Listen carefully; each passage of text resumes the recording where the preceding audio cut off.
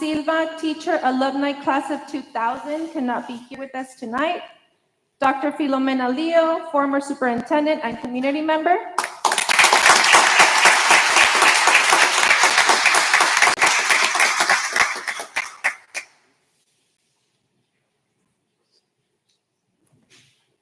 Ms. Leonora Garcia, retired teacher and La Joya ISD community member, alumni class of 1983.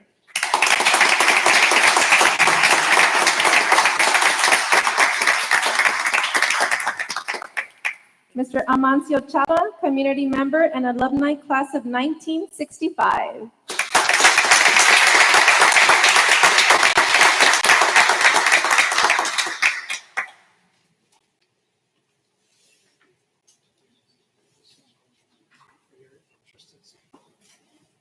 Ms. Kayla Cantu, 10th grade student at La Joya High School.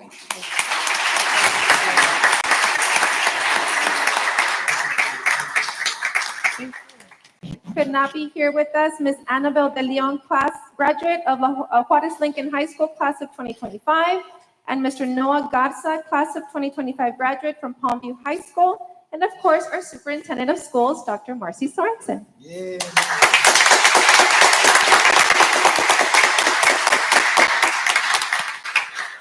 I want to thank all of your work, all of the time spent. It was amazing and an honor to work with you.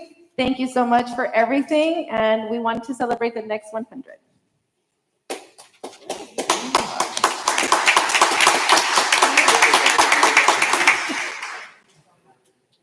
Miss Leo, thank you for everything you do. Seriously, I love everything you do. Tell your sons I said I love them.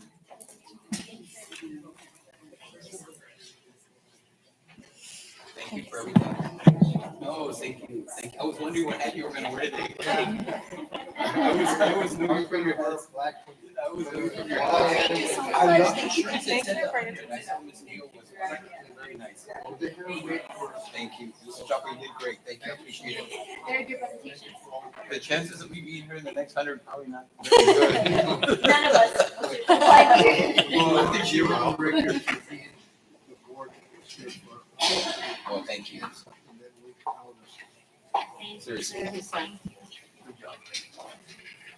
Marcy, before we move on to the next agenda item, is there anything you'd like to say? I know you were heavily involved with this committee. I am, again, always so humbled, honored to have learned. One of the roles that I played on the committee was really lead learner. There's so much wisdom and history, knowledge, grace, and leadership on that committee for me to actually just sit and learn from and learn with. None of this would have been possible without our committee's vision and their drive and their passion to make sure that La Joya ISD was recognized and remembered and honored for its 100 years of greatness. And so I just was lucky in many respects to be a part of such a committee that was so focused on making sure that we lifted up our district and honored the entire community in the way that we should have. So I thank each and every one of them, but I do also want to recognize Ms. Blanca Cantu in this work. She didn't call herself out in a way that she should have here, but quite a visionary in terms of bringing all of the vision to life. And so thank you, Blanca, for your leadership, your vision, your passion, and your heart for the district and for all that you do. Well said, Dr. Sorensen. And again, thank you all to the committee members. I mean, to this day, we're still watching those videos, and we appreciate everything you've done and the legacy that you've led and the legacy that you're leaving for our future students. So thank you for that. I was telling Mr. Chapa that I was looking forward to seeing what hat he was going to wear today. So, but again, thank you very much.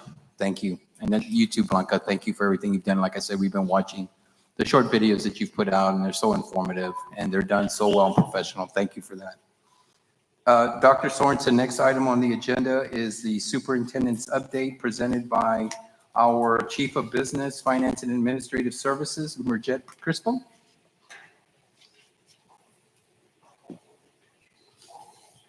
Good evening, President Alvarez, Dr. Sorensen, members of the board.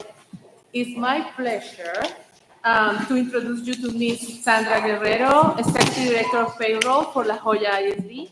With over 25 years of experience in public education, Mrs. Guerrero brings a strong background in instruction, leadership, and operational excellence. She is committed to ensuring accurate, timely, and compliant payroll services and to support the district mission of educational excellence, the right of every student. I'm very proud to introduce you, Sandra.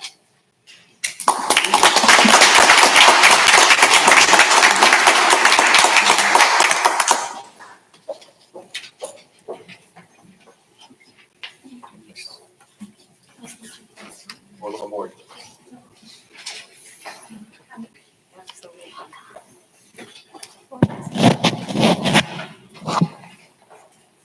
Ms. Crispo, if you don't mind, is it okay if Sandra says a few things about herself so we know a little bit about you? I'm going to put her on the spot. I think I'm going to start doing that from now on. You don't want to say anything? Okay. No, you're welcome. I'm really happy to be here. I was a chairman for a very long time, since kindergarten, actually.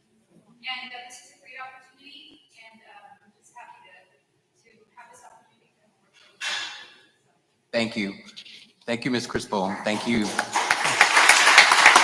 As I've informed Dr. Sorensen in the past, and I think we would all agree that we're assembling the dream team here at La Jolla, and so we continue to build on success. So thank you for that. Next item on the agenda is 7.2 is our staffing and leveling process updates presented by our Chief Human Capital and Talent Development, Ms. Miller. Welcome. Good evening, Board President, board members, and Dr. Sorensen. Yes, tonight we're going to talk about a critical initiative that will strengthen our district's ability to serve every student effectively in the district, strategic staff leveling. So, why staff leveling? We have to ensure that we're meeting our students' needs effectively, no matter what campus they're on. We have to maintain operational efficiency.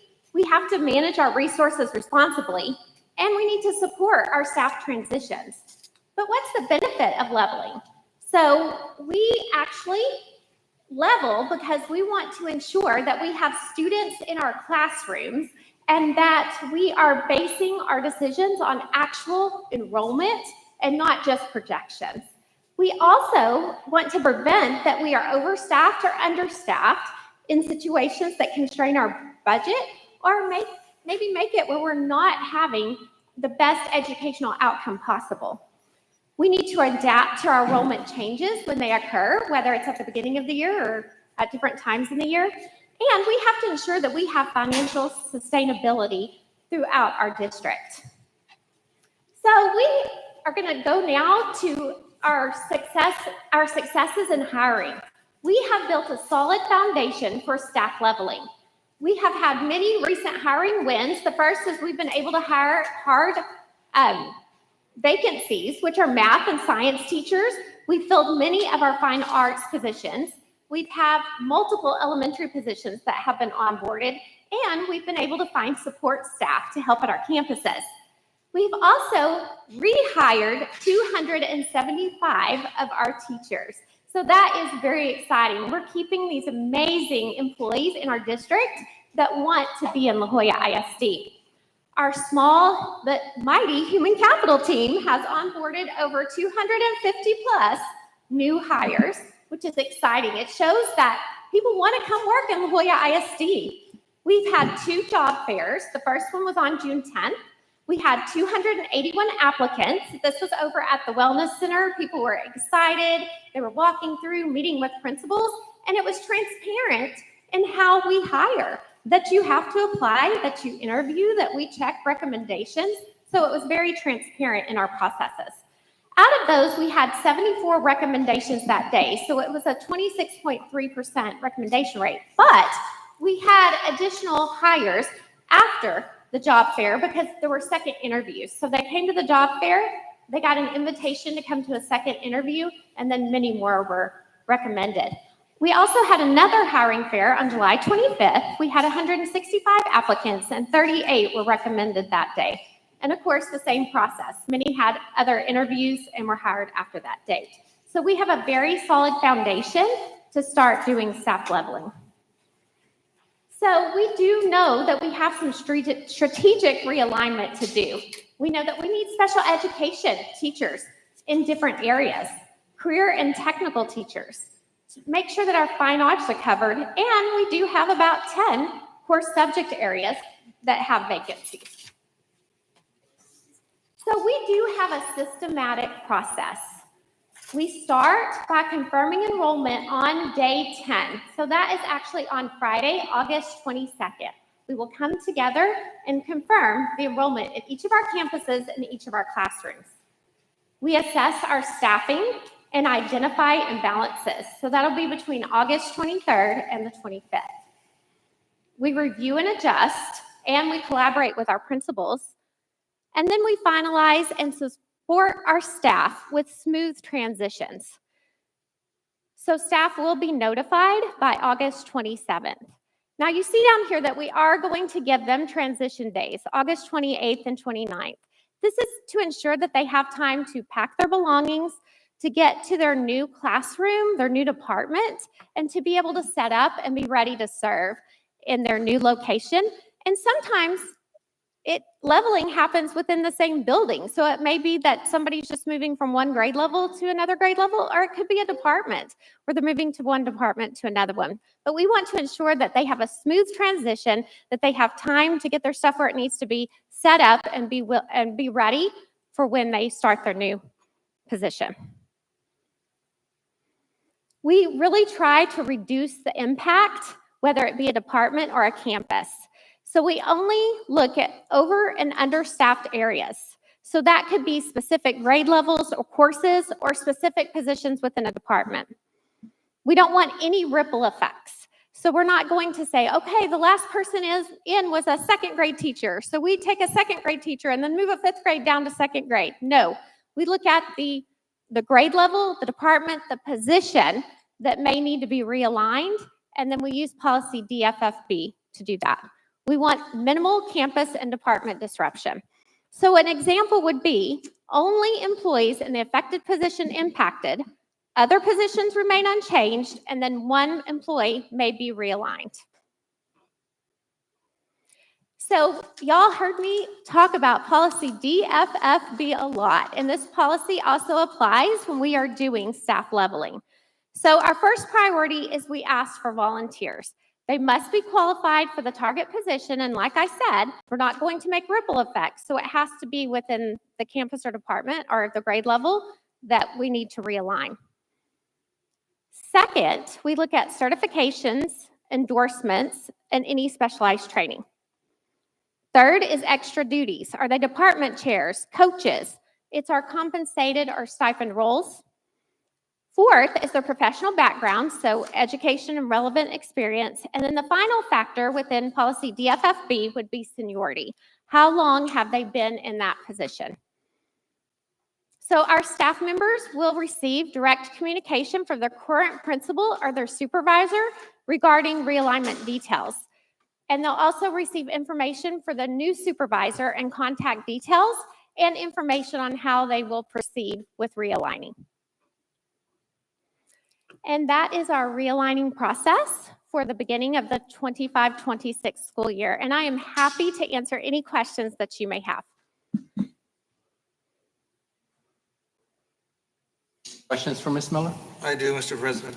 If Dr. I could Marco? ask a quick question. Yes, Ms. Dr. Marco. Miller, on the, you have to mention the two job fairs. When you mentioned recommendations, 74, for example, out of 281 applicants, there are recommendations for hire? There are recommendations for hire. So in La Jolla's processes, once you interview, you can recommend someone for hire. They do not get an offer until their certification, their background check, everything is done, and then human capital actually makes the offer to the candidate. Okay, good. That was my next question. It's not necessarily an offer, but it's a recommendation. It's a recommendation, yes, Okay. sir. Those are two different things. Thank you for asking that question and for the clarification. Good question, Dr. Margot. Members of the board, do we have any questions for Ms. Miller? Seeing that we have none, thank you, Ms. Miller. Great presentation. Thank you. Ladies and gentlemen, next item on the agenda is our 7.3 strategic plan rollout by Dr. Sorensen. Dr. Sorensen? Excellent. So tonight is the unveiling.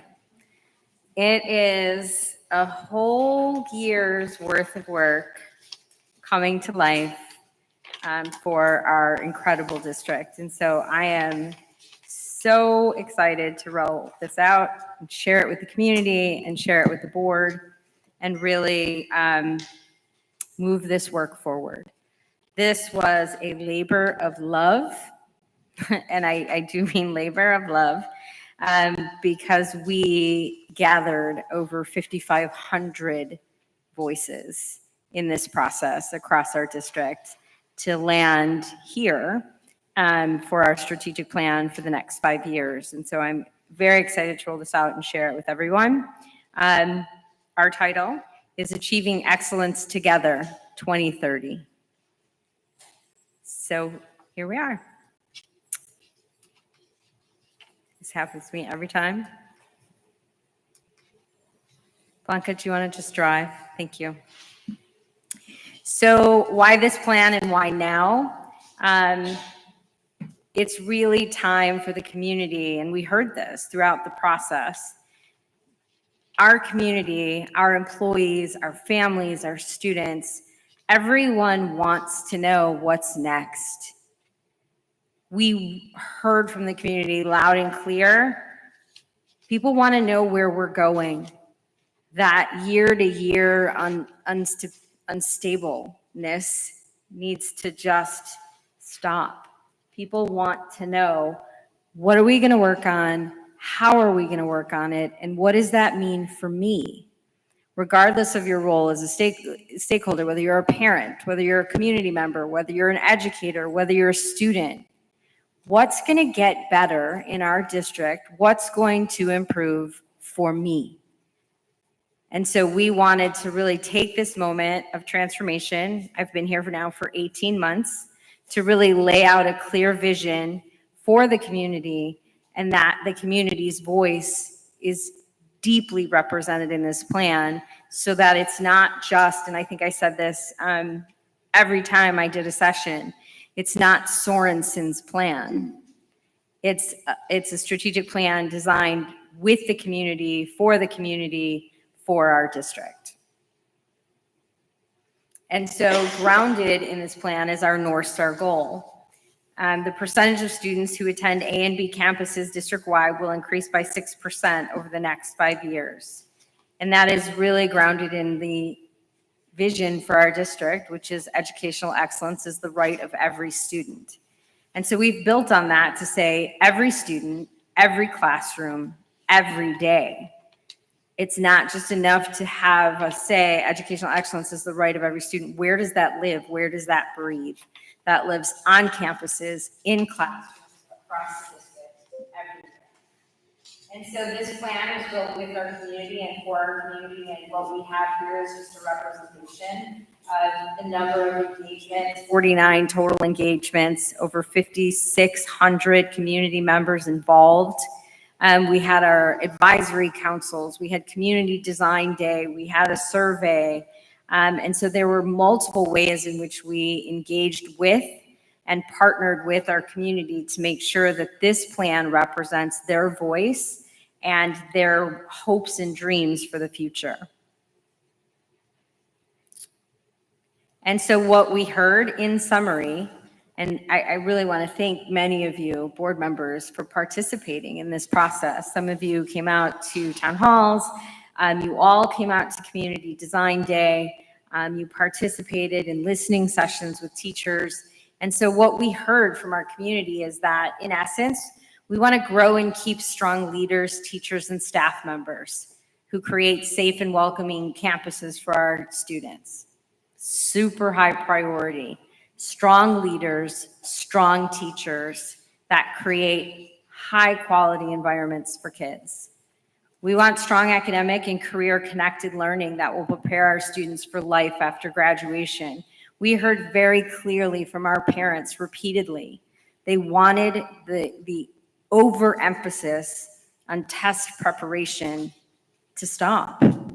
They wanted authentic learning experiences for their children every day in every classroom that then prepared their children for career and college after they graduated. Our community said that we want every student in every classroom to experience high quality curriculum and instruction and with the appropriate supports. That's what we need to provide as a district.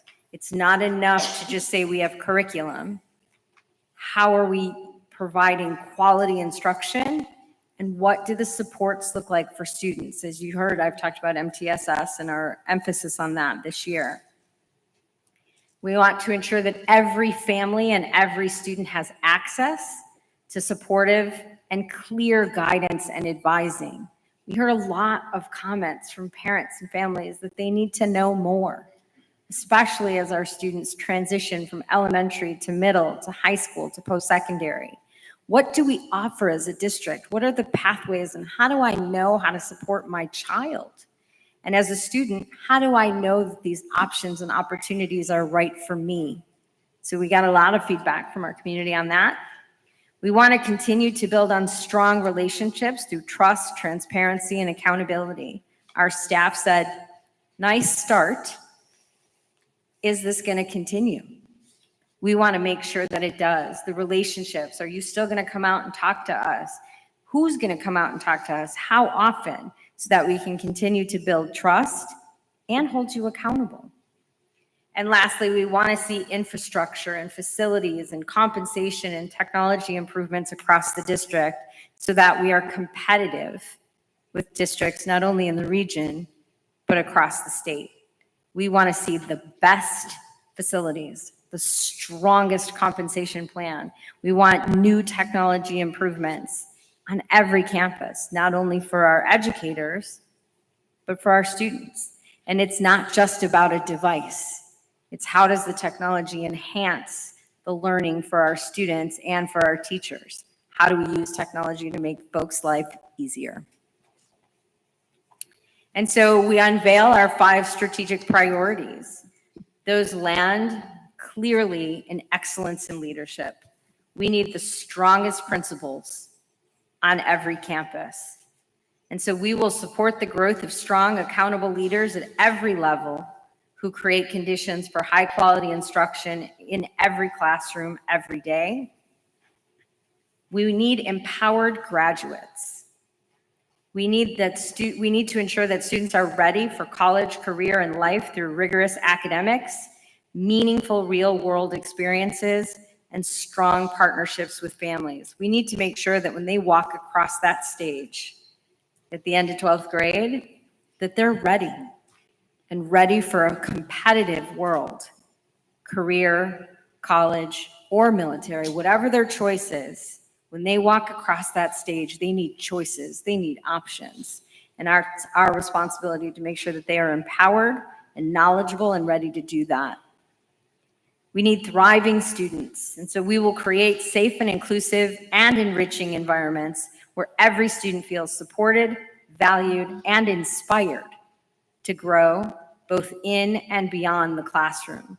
We had a lot of feedback around the role of athletics in our district, the role of the arts, the role of academic advancement. How are we providing opportunities for our kids to be engaged inside and outside of the classroom? We also heard a lot about behavior and social emotional support and behavioral support. And so our job over the next 5 years is to create an ecosystem where our students can thrive, feel safe, and find spaces for every child to have a connectedness with our district. We want to build community trust, unity, and partnership. I say this all the time. We are our best on Friday nights. We are our very best on Friday nights. It's magical to be out there. And so we don't want that to just be on Friday nights. And so we will build strong relationships with staff and families and the community through transparent communication, responsive customer service, and shared commitment to every student's success. And that requires deep partnership with our families deep partnership with our community, and transparency and accountability from us. And lastly, but not least, operational excellence and financial stability. We will strengthen our operations, our facilities, and our finances to ensure that every resource directly supports high-quality teaching, student learning, and long-term district success. We need to make sure that we are financially stable and that every dollar is being used to enhance student outcomes. And so again, I won't read these all to you, but what you can see is priority 1 is excellence in leadership. And so you have our aligned initiatives here on the left. It's my left, it might be out there's right. But you have the aligned initiatives, which are the things that we are going to do. We're going to elevate our principals. We're going to position the district central office as a support hub. We're going to enhance leadership pathways, and we're going to establish evaluation and performance criteria that recognizes excellence. And then you will have for each of our priorities our measurable outcomes. And what you will notice that we intentionally did is we didn't create a whole bunch of new measurable outcomes. We're holding ourselves accountable to the measurable outcomes that we have as board goals, as constraints, as exit criteria, so that we're always working towards the same outcomes. We do have some, though, that are different that we've added. For example, look at number 3. By June 2030, employee satisfaction with campus and district leadership will increase to at least an 80% on the annual district culture and climate survey. You'll remember that that is one of my constraints, but we added it here as we know that that annual survey is something yet that we have to create. So that's just an example of where, some are different and some are the same. So priority 2, empowered graduates, again, it's structured in the same way. We're going to deliver high quality curriculum and instruction that builds academic and post-secondary readiness. We're going to strengthen foundational literacy and numeracy. We're going to expand access to career connected learning. That means we're going to look into CTE, our workforce programs. Are we really preparing our students for the careers of the future? And then we're going to strengthen our college credit and credentialing opportunities, making sure that, again, when kids walk across the stage, they are prepared for the world that they are about to meet. And again, our measurable outcomes, you'll see, align to our board goals. Priority 3, thriving students. Our aligned initiatives are expanding K-12 access to athletics and fine arts and enrichment. We heard that as a pride point in this district. Everyone wants better, stronger, more successful programs for their students. And so that is an initiative for us. That is something we are going to provide. We are going to strengthen inclusive and high quality special education services to make sure that all of our students are growing academically and have opportunities outside the classroom and walk across the stage ready to compete. And we're going to expand innovative campus models to ensure that every family has access to high quality, best fit programming. And that's aligned with our System of Great Schools work. We heard a lot last year when we consolidated our early college high schools that some of our families were saying, well, we like smaller schools. Or do we have an opportunity in the future to create different types of opportunities? And so that's something that we want to explore and possibly expand these models based upon the feedback that we will get from the community. This will not be, Dr. Sorensen decides the kinds of schools. We will seek input from the community to say, if we're pursuing new campus opportunities, what do we want to see? And so again, you'll see our measurable outcomes here, aligned also to board goals, superintendent constraints, but you will also see different ones here where it says by June 2030, every campus will offer a broad menu of extracurricular and enrichment opportunities, ensuring equal access for students across grade levels and neighborhoods. Because one of the things we also heard is that there were inequities. Some networks had stronger programming than others. Some parts of our district had access more than other parts of our district. And so it's our responsibility to make sure that kids have access, families have access, equitable across the district, not just in one particular community. Priority 4, community trust, unity, and partnership. And so here, I can't say this enough, because I think the opening line says it all. We believe that strong schools are built on strong relationships. And so we will create inclusive structures for community dialogue and engagement. We will keep customer service as a district priority. That doesn't go anywhere. Customer service is something that we have to show up every single day, understanding that we provide and we serve the community here in La Jolla ISD. We're going to build campus capacity for family and community partnerships because we know. I mean, I look at this at the board. Some of you are parents in the district, and the very first place that you want the information from is your campus, right? And so we've got to build campus capacity to do that. And then we're going to strengthen communications, and we're going to build trust and generate engagement through very strategic communications. So again, you'll see 80% of families will report satisfaction with district communication.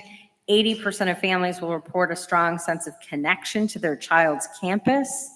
And 100% of our campuses will host at least 4 inclusive, high-impact engagement events. And so this is different a bit, say, than board goals, because the only way we know if we're meeting this is if we measure what our parents and families tell us. There's not a board goal to measure that. And so this is a space where we created different measurable outcomes and goals for ourselves. And priority 4, operational excellence and financial stability. Again, we will ensure that there is effective and equitable use of facilities and transportation, making sure that our students are arriving to school on time, making sure that they have effective transportation, that we're communicating with families, their children are safe, and that they've gotten home or gotten picked up. Our ways of communicating with families around transportation is a high priority here. Ensuring access to modern tools and infrastructure that power excellence. This is inside and outside of the classroom. We've got to make sure that we have the most modern tools to help those that do operations and infrastructure, but the same goes for our teachers. If you think about AI, how are we using AI to strengthen teacher practice and also take some workload off of them? And then we need to strengthen our workforce systems through recognition, growth, and accountability. And then lastly, uphold strong financial management and compliance. And so again, you see our measurable outcomes. We will conduct a facilities audit and implement the results from our facilities master plan. And then you see we have staff satisfaction, we have district and campus investments directly supporting student learning, and then we will address all findings and implement 100% of the recommendations from the comprehensive financial audit, making sure that we are in full compliance not only with the law, but with best practices in fiscal management. And then this is a part that this is our heart. But our families told us, we want La Jolla ISD to graduate our students with a vision of excellence. And so this overwhelmingly was what our parents and families and students and employees told us. We want La Jolla ISD graduates to be self-confident and strong communicators and independent thinkers, disciplined leaders, problem solvers, adaptable, resilient. And so those characteristics are part of who we create in the way that we teach our children every day in the classroom. We just had a coach that we recognized. How are our coaches playing a role in that? It's not just teachers in the classroom every day, but how are we shaping the whole student so that when they leave and as they matriculate through our system, they can communicate what they need. They can advocate for themselves. They become the problem solvers of issues that we may be having across the district. They're independent thinkers where they are not afraid to speak out for themselves, for their community, and for their school. And so over and over again, we heard from families that we not only want you to have them academically prepared or prepared for careers, we also want holistic development. And so this is our portrait of a graduate, again, informed by our community. And then how do we turn our plan into action? For all of this, the community could sit and say, okay, Dr. Sorensen, those are a lot of really great words. And so each one of our strategic initiatives will be assigned to a team member of the district leadership team who will be responsible for developing annual goal progress measures. And, Joe is going to show you actually how we're going to measure and track each of these and how it will be transparent to the community, because we're also going to build a public reporting dashboard on our website so that the entire community can see our goal progress and how we are making gains on each of these things that we said that we were going to do. We also will give quarterly board updates to track initiatives and plan for needed updates. Just like last year with district priorities, I came and I gave updates. We're going to amplify this by not only giving you the updates, but creating a dashboard, creating metrics for each of these and report out and then transparently holding ourselves accountable. And so how do we get the word out, right? Because I'm sitting here at a board meeting and I'm telling you and I'm telling all the people who are watching, but it's going to, again, require, demand, community engagement. And so as you can see here, August all the way through May, planning on launching, and that's what we're working on now, professional development with district and school leaders as to what their role is in this work. Everything from town halls and coffee chats, because everybody said, are you still going to come out and talk with us and listen and learn? December and January implementation on progress updates. Student engagement, I will still have my advisory councils.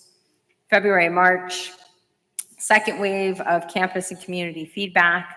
We will again continue to publish public-facing dashboards. And then in April and May, the implementation, we'll give an annual summary of how we did, having celebrations, and for next steps, where do we need to go next year, as this will be a 5-year continuous plan. And so we wanted to show you our video, our kickoff video, as we unveil this, and then I am more than happy to answer board questions.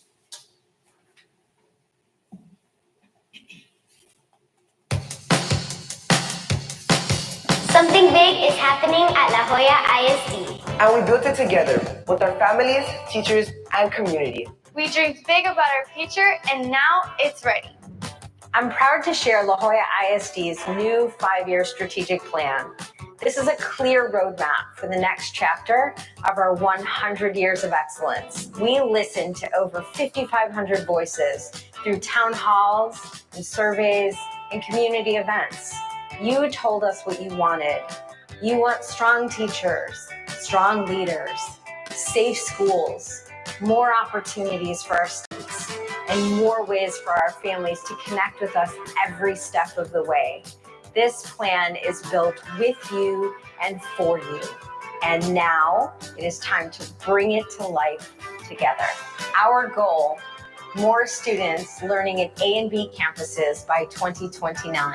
We'll focus on 5 priorities: excellence in leadership, empowered graduates, thriving students, community trust, unity and partnership, and operational excellence and financial stability. This means more opportunities and more ways to succeed. We're excited to learn and grow. La Jolla ISD is moving forward, and we're ready.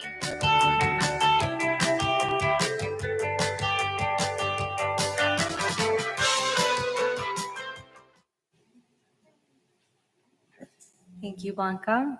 So Board President, if there are any questions on the board, I'm more than happy to answer. Members of the board, do you have any questions for Dr. Sorensen? I have a statement, Mr. Cruz. Yes, Vice President. I just want to say, from hearing this, Dr. Sorensen, and seeing it all kind of come together from all of last year's work, it's just very awe-inspiring. I think lots of the community members, the students, the parents really appreciate, us taking into account everything they said. You could see that all this came from their input, from what the students wanted, how they were feeling, from the parents, from the staff. And I think that's a very good message that we have been propagating, that we want to know how they feel, what they're thinking. We want their input, we need their input. And I think it's amazing that, you and your team have been able to put this together. And, now it's tangible. We have it, we're ready now. We're all off to go and get this moving. So it's amazing. Thank you. Thank you for all of y'all, what you did. Thank you. Thank you, Vice President. Yes, great remarks. Anyone else? It's been a tremendous amount of data that's been collected, just like I was present for some of those meetings. So it's fabulous to see this together, to see the goals, and we're prepared, we're aligned, and we're being transparent. So thank you. Thank you. It's great Well work. said, Board Member Ochoa. So this is very similar, and I think Dr. Carlos Margo is very aware of the next thing I'm going to state. But back in 2016, as you know, we were charged by developing the strategic plan, the tri-agency master plan that was charged by us. And this is really similar to what we did, because there were 5 charges, very similar to what we're doing here, and how it's going to impact our school district. I think I've mentioned this in the past, Dr. Sorensen.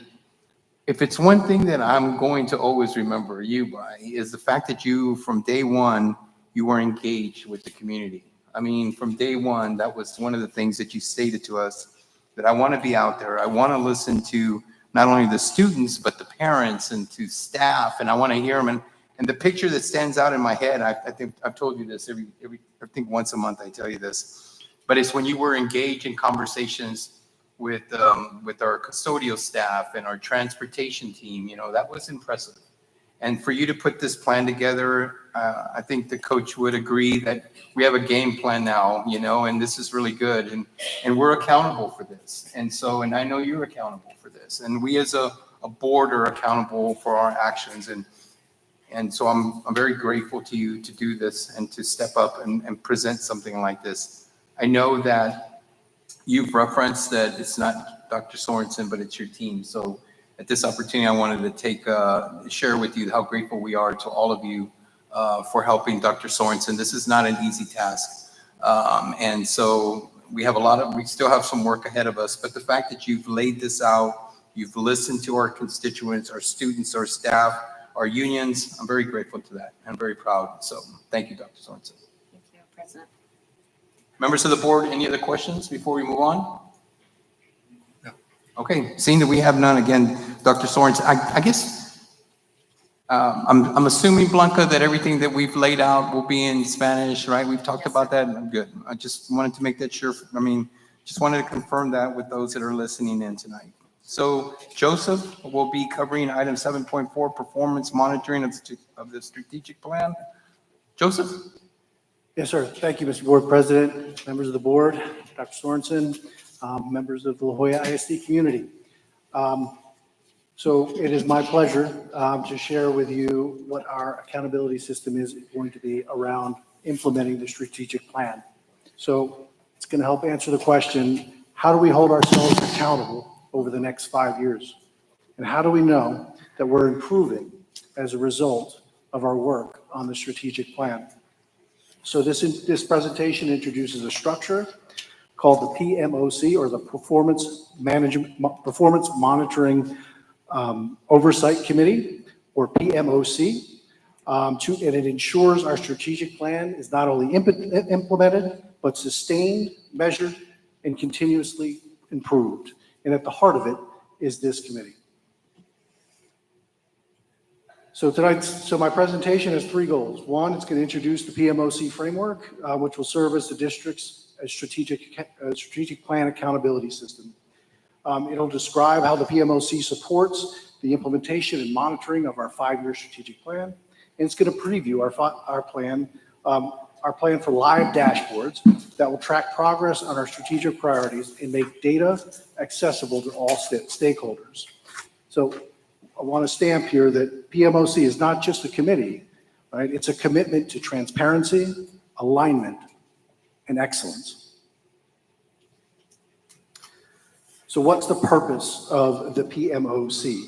So research shows that about 60 to 90% of strategic plans fall short of full implementation, often due to loss of momentum or lack of sustained attention. In other words, organizations generate strategic plans, school districts generate strategic plans, and too often they end up as the binder on the shelf that collects dust. So our PMOC is a safeguard against these pitfalls. It's going to provide ongoing support and accountability to maintain momentum. It's going to be a unifying structure that aligns all of our district efforts, and it's going to be a mechanism for continuous feedback and course correction.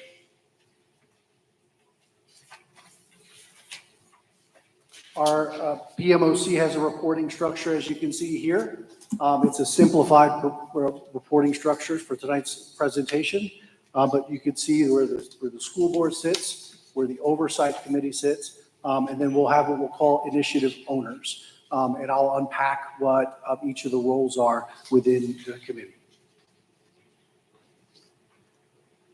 So what's the role of committee members? So membership of the committee includes executive cabinet members who serve as executive sponsors of the strategic priorities, as well as identified district leaders. Their role is to review initiative status before monthly meetings, push initiative owners' thinking through probing questions and meaningful feedback, offer support and collaborative problem solving to address barriers. They'll help ensure alignment to the strategic plan across the district. We'll track progress towards strategic outcome goals and goal progress measures. And then the executive sponsor of the initiative will report on their progress of their assigned strategic priority. And then we have what will be called initiative owners. And what's their role? They'll lead the implementation of the aligned initiatives under the strategic priority. In other words, they're going to drive the work, right? They're going to be the owners of the work on the ground. They'll develop and track annual goal progress measures aligned to the strategic plan outcome goals. They're going to report twice per year to the PMOC and collaborate to problem solve challenges. And they're going to contribute data to live dashboards that inform internal and public stakeholders. So you can see on the far right of the slide, the two rounds of presentations. One will occur essentially in the fall semester, where initiative owners will present project plans and goal progress measures. And then in the second round in the spring, between February and June, the initiative owners will present leading data indicators related to their initial project implementation. Here's a sample of how the strategic priority is unpacked for the PMOC. You can see that there you have the strategic priority, and then you have the executive, the to be named executive cabinet member who will be the sponsor, the reporting dates, and then you have each of the initiatives that are underneath that strategic priority. Right, a initiative owner will be named for each one of those initiatives, and then unpacked below are the success metrics, right, or the performance metrics tied to the strategic priority of each of the initiatives.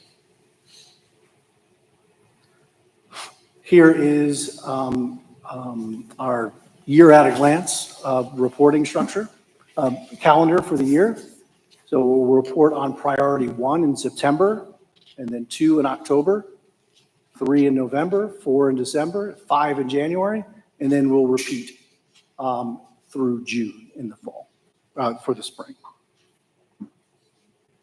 So we'll develop live data dashboards, as Dr. Sorensen said in her presentation, that will be publicly available on our website, and we'll update our progress towards strategic plan outcome goals, yearly benchmarks, and goal project measures.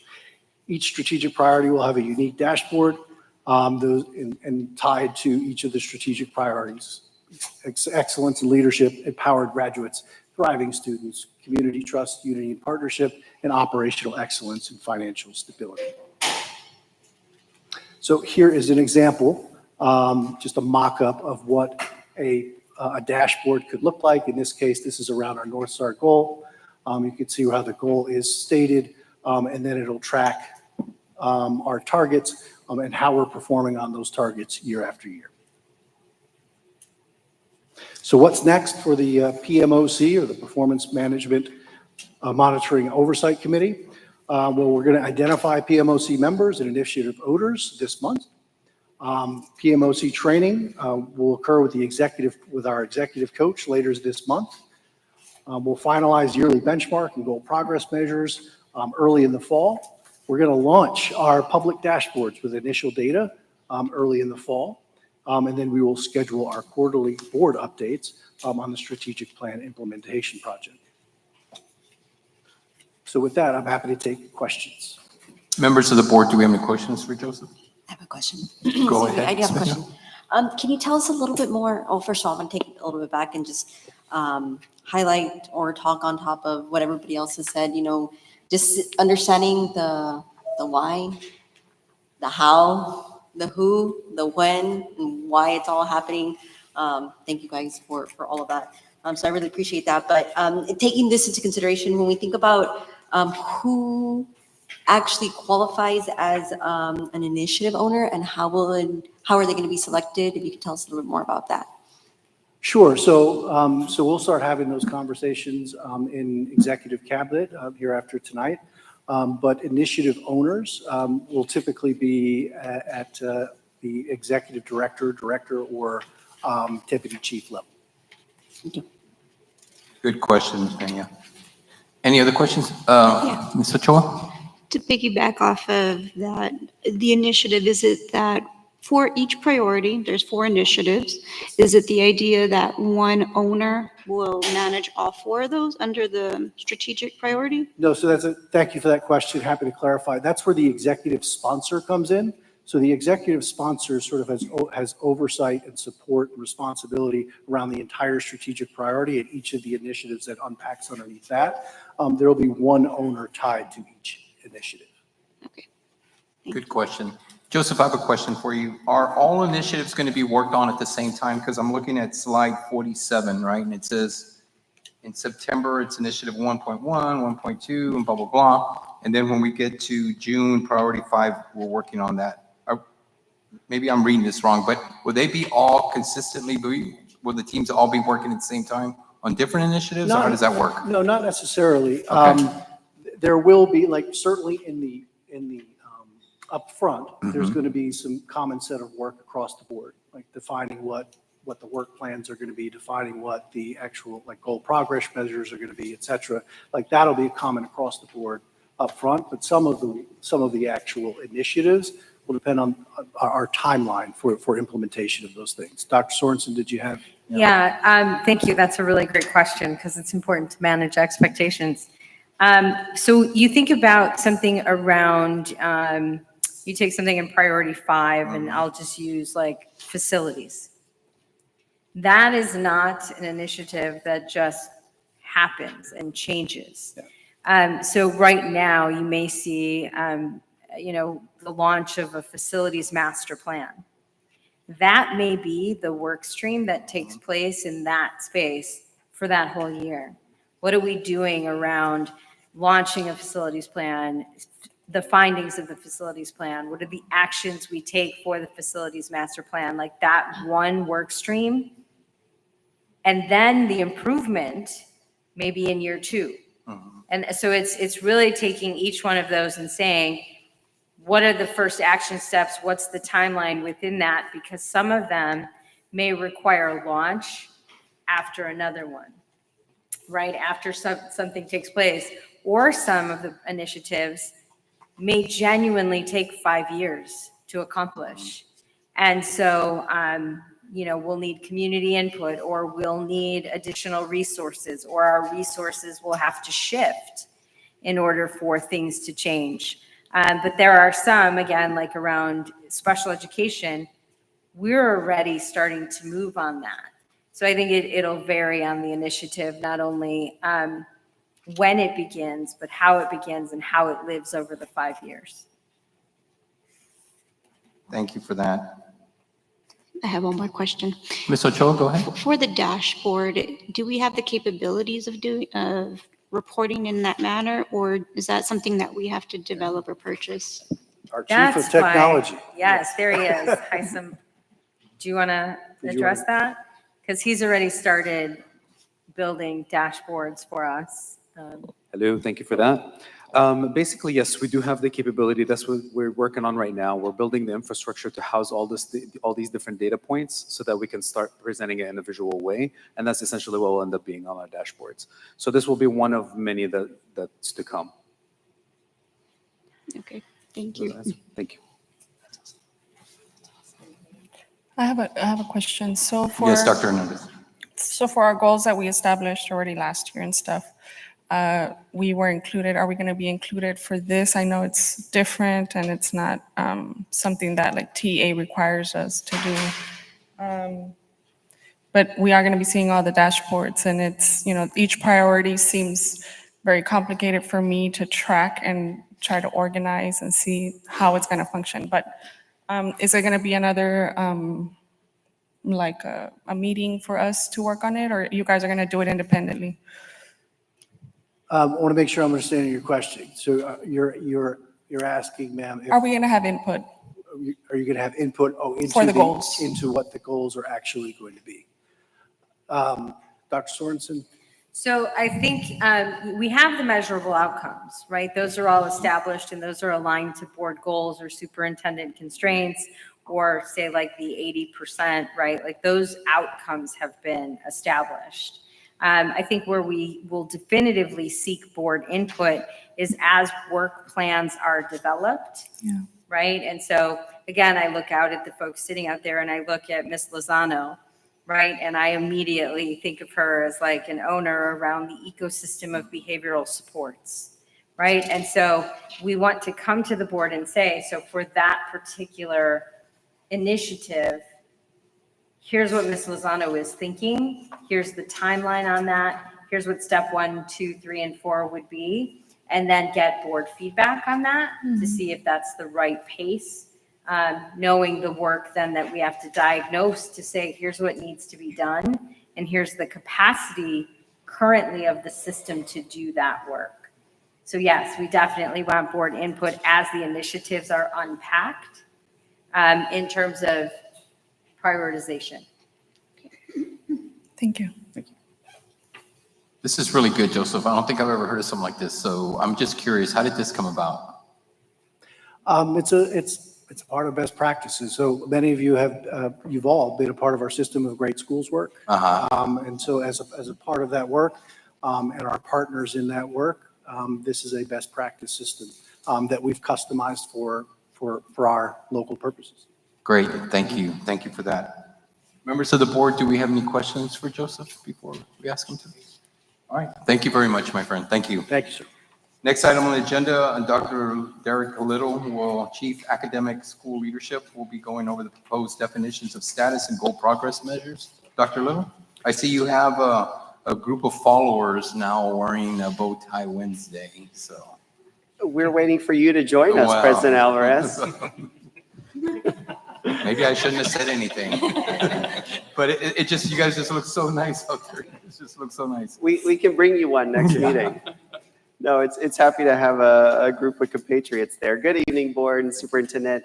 We are here tonight to follow up on our conversation at the workshop that we held a few weeks ago to really unpack and revisit our goal progress measures as part of our work with Lone Star Governance. So tonight, I just want to summarize where we left that conversation. And we are asking the board later in the agenda to actually approve these recommendations for the adjustments to the goal progress measures. So to begin with, as a reminder for everything we've done, and as you've heard the strategic plan, like all of what we are here in service of is honoring and ultimately achieving our really ambitious and vibrant vision and mission.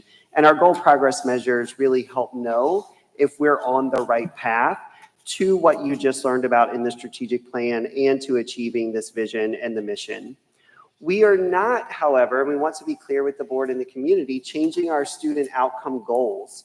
When we set those back in the fall, we set those and committed to them for the duration of that 5-year period. So these go through 2029. Tonight, we're not discussing them or proposing adjustments to them. Instead, we're looking at the goal progress measures underneath each one of these student outcome goals. We are not proposing changes to the scope or focus of these GPMs. So we're continuing, for example, in goal 1, third grade reading, we're going to continue to look and monitor how first graders are doing with MAP, how second graders are doing, how our kinder to first and second grade students are doing with foundational reading fluency. So we established and the board approved these focus areas for the GPMs back in the fall a year ago. And we're continuing with these. We still believe that these are the right interim indicators of our progress and help us decide where we need to make a change or an adjustment in our work. Instead, what we're doing and asking you to approve tonight are the specific numerical targets that we're ultimately setting over the next 4-year period in this work. As we discussed in the workshop, and we just wanted to remind the board and really the community tonight, you're going to see from us district-wide targets for each GPM. So for example, with GPM 1.1, we're going to say we're going to go from X percentage of first grade students who are at that level, 50th percentile or above on MAP, to a higher level in 2029. And that is a district level number. But we will always continue to be both transparent about how our campuses are doing and rigorous in the expectations that we're setting for each school. So we will set school level targets aligned to each GPM and goal that is differentiated and unique to that campus, taking into account that they are starting at different places, but all of our campuses have to improve for us to be able to reach our district targets. And our campuses who are the furthest away from where we need them to be, so are having the lowest levels of achievement and growth, have more room to make up over time, so they will have even more ambitious targets in these GPMs. And so as we've done throughout this past year, when we come and present this data to you, we'll continue to show you those campus level results. What will be an improvement now going into year 2 of this work is you will actually know how one campus is close to its target versus another campus who has a different target, all aligned to get the district to where we need to be. So let's go through these. We'll start with goal 1, which again is looking at third grade reading. As a reminder, again, to the community here, when we set these GPMs last fall, for all the ones that are based on the MAP assessment, we had no prior data. Last year was the first year we ever used that assessment. And so we didn't have any data points to like build trends off of or to really anchor those goals in. So all of these had X's and Y's in there as placeholders for us to come back in the future. And that's what we're doing now to set these baselines and targets. So just as an example with GPM 1.1, the percentage of first grade students scoring at or above the 50th percentile on MAP growth reading, we didn't know what that was in the past. That's why it was an X as a placeholder. Now we have that data. It was 36% from this past school year. And what we're saying we're going to get to by June of 2029 is 45%. So that's how each of these are structured. We tried to clarify visually with the red and underline what the new data sets are. So we're looking for at least a 9-point gain in GPM 1.1, a 12-point gain in GPM 1.2 with second graders. We've got to accelerate that to get them closer to where they need to be for third grade. And looking for substantial, this is our biggest gain here in 1.3 with that foundational reading fluency. So are our kinder, first, and second graders getting to the place where they can read those simple sentences, answer those questions correctly about them? Because of the development journey that can happen in this grade span, like students can learn a lot of things really quickly at these age levels, and our commitment to the science of reading. That's part of why we set such an aggressive target here. But it's also, if we're not meeting this target, then we're not getting to where we need to be with GPM 1.1 and 1.2. So these are like feeders into other aspects of what we're measuring here. Mr. President, happy to pause at each one if you want, or to go through the whole thing and then take questions. Members of the board, what are your wishes? Proceed? Yeah. Proceed. Thank you. Dr. Little. All right, so for goal 2, we're staying in the early grade space, but we're moving from reading and math. Same structure here for 2 of these, but for the first one in 2.1, that's actually not the MAP assessment. That's the Texas Kindergarten Entry Assessment. We have had prior data there, so we were able to set actual targets last year. But happily, we exceeded that target for this year. So we set the target for 78. We ended up at 83. We're obviously not going to just rest on that and say, hey, we're good for the next 4 years. So we're adjusting this to continue to push our progress forward, working to get that into the high 80s by 2029. And in 2.2 and 2.3, similar to what we just saw with GPMs for goal 1, we did not have that prior data, so now we're setting those. Similarity here to what you saw in reading, we're trying to get to that 45 space with GPM 2.2 for first grade. Unfortunately, our second graders are at a lower level here. We're at 32, so we still want to be aggressive, but part of the SMART goals are also being realistic, and so that's 32 to 40 as opposed to the 45 you've seen in those other places to make sure that we are still pushing ourselves really hard in this work, but also not overshooting, so we're demoralizing sort of the path and journey to get there. And then with goal 3, we move into the middle school space. So this is 8th grade reading, and we look at each of the grade levels, 6th, 7th, and 8th grade. Again, we're back to the MAP assessment, but because we're now in STAR tested grades, we have that direct alignment and correlation to STAR outcomes with the MAP data. So all of these are set at the meets plus equivalent with our MAP data. Again, we didn't have prior data, so now we're filling that in. Again, trying to be really aggressive here at the 6th grade level, getting to that 50% over the next 4 years, with 7th grade going from 32 to 45, so a 13-point jump is what we're pursuing, and then with 8th grade, a 12-point increase here over that time period. And then the last one with goal 4, college, career, military readiness. Remember this one, we actually have 4 because we got 2 parts of GPM 4.1. For 4.1a for TSI, that is the only one of the GPMs that we're not proposing a change to. We fortunately had enough historical data when we set this target last year. It still seems to fit with where we ended this most recent school year a couple of months ago. So we're maintaining that from 28 to 34 and not recommending a change there. For associate degrees, this is, actually, it does have an adjustment. Sorry, the 9% is not in red. But going from 7 to 9%, remember we had to take a moment in the workshop and sort of talk about the pathways here because we have population changes due to the consolidation and ultimately a different set of students that will have access and the ability to earn the associate degrees in this time period. Knowing more will have access as the years go on past 2029 because we have new programs opening. But we won't have those seniors able to graduate between now and 2029. So that's why this one looks less ambitious, but given those population changes, this will still be a really difficult target to meet at that 9%. And then for 4.2 with completers, this is another one where we actually did better this year than the targets that we had set. So we're adjusting that to ultimately get to 72% by the 2029 period. And same story here with freshmen on track. We exceeded the first year target, so we've adjusted that in line with the research base here, freshmen on track, to get to 86%.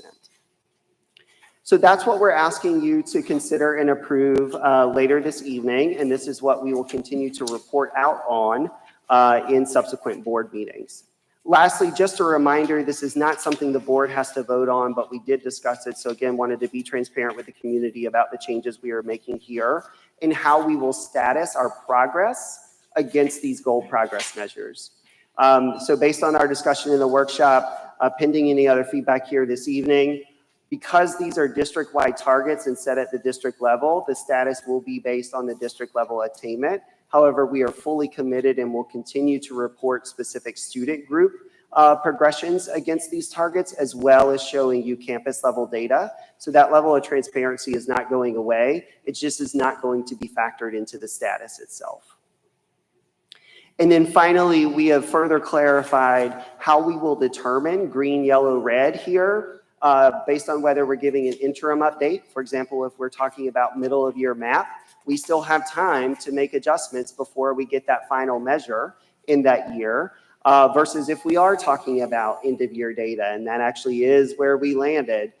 So this just starts to delineate distance from the target that we will use to determine whether we're on track, slightly off track, or completely off track and in the red. So all this is based on our learnings and feedback throughout the last year to sort of update how we're going about this. And with that, happy to take questions. Members of the board, do we have any questions for Dr. Little? I mean, Ms. Ochoa? I'm glad to see that all of our adjustments are progressive yet still achievable. And no adjustments was in the reverse. So thank you for that. Yeah, thank you. Members of the board, any other questions? Joseph, I'm a little, maybe not concerned, but I guess on GPM 4.1B, the 7 to 9, can you explain that again to me? I think I actually have a slide in here that'll help me with that. I do. Okay. So this is a slide that we worked through in the workshop. And first, President Alvarez, just want to acknowledge that concern. When on the surface, that does not look like we are pushing ourselves to get to that educational excellence. And when we made the commitment with the Jimmy Carter consolidation, we said we need to get to a place where every student who starts at Jimmy Carter graduates with an associate degree. That commitment is not diminishing, even though this looks like a 7 to 9% change. Part of what's factoring in there, and just to quickly try to explain what's on this slide, is this shows the maximum number of students in any given year that would be able to earn the associate degree. And so to unpack that a little further, if they're at Jimmy Carter, they have those early college pathways that ultimately can land in an associate degree. So every student coming in at Jimmy Carter has that potential. At Juarez, Lincoln, and Palmview, those are our students in our P-Tech pathways. So while every student has access to dual credit coursework, the students in the P-Tech program have access to the full degree opportunity. And that's a more limited portion of the population of those students. And you see that in the smaller gray and blue parts of these bar charts. You may also question, where is La Jolla High School on here? That goes to my comment, like we're building and opening those pathways. As we sit here today, this school year, La Jolla High School does not have a P-Tech pathway. We are, however, in a planning year working with TEA through a grant to start a P-Tech pathway, actually 2, at La Jolla High School. But those students who would start next fall would not graduate until 2030. And so they're not factored in yet to this goal progress measure. The other thing here, just as you see the bars sort of go up and then come back down, that's the other reason of the 7 to 9. Remember, with the consolidation, we promised every current student at those 4 schools a seat at Jimmy Carter if they wanted to take it. And we went through a process with families to confirm that with them. That population is higher than what the long-term size of Jimmy Carter will be. So the 2029 graduating class is smaller than what it is in 28 and 27. So all of those factors are what go into the 7 to 9%, again, without taking away our commitment to dramatically improve in this space and ensure more of our students are actually getting access to these programs and completing them successfully. Thank you, Dr. Little. Anyone else? Adding on that, the 225 students per year would be in 2029? We started that this year with this year's freshman class. So the 9th grade cohort size at Jimmy Carter is 225. That would continue each year. So if we retain all of those students for the whole 4 years and they all finish their associate degree, the maximum graduating potential at Jimmy Carter is 225. Thank you. Thank you, Dr. Little. I know that we had gone over this in the past, but thank you for clarification, especially those that are viewing us. Any other questions from the board? Thank you, Dr. Little. Board President, can I also add something? Yes, Dr. Sorensen. So one of the things that we also have been having conversation about, and I appreciate the board's push for us to also think about, and I think Dr. Margot has said this before, is it only an associate's degree, right? We've talked about increasing the number of kids who graduate with an IBC. And I also heard Dr. Hernandez talk last time about students who have access to just advanced academic programming, like kids who choose to take AP for advanced placement credit, right? Rather than going the dual enrollment route. And so we've had conversation, I've even talked to Ana Marie Candelario about it, is that as we think about academic performance and improvement, We also should be measuring how many kids are taking advanced placement classes and how are they doing in those classes, because there may be kids who don't want the associates. And that's, I think, what we talked about. Some kids want a certificate, and we want to make sure that our kids are getting certificates in career pathways that will get them a job.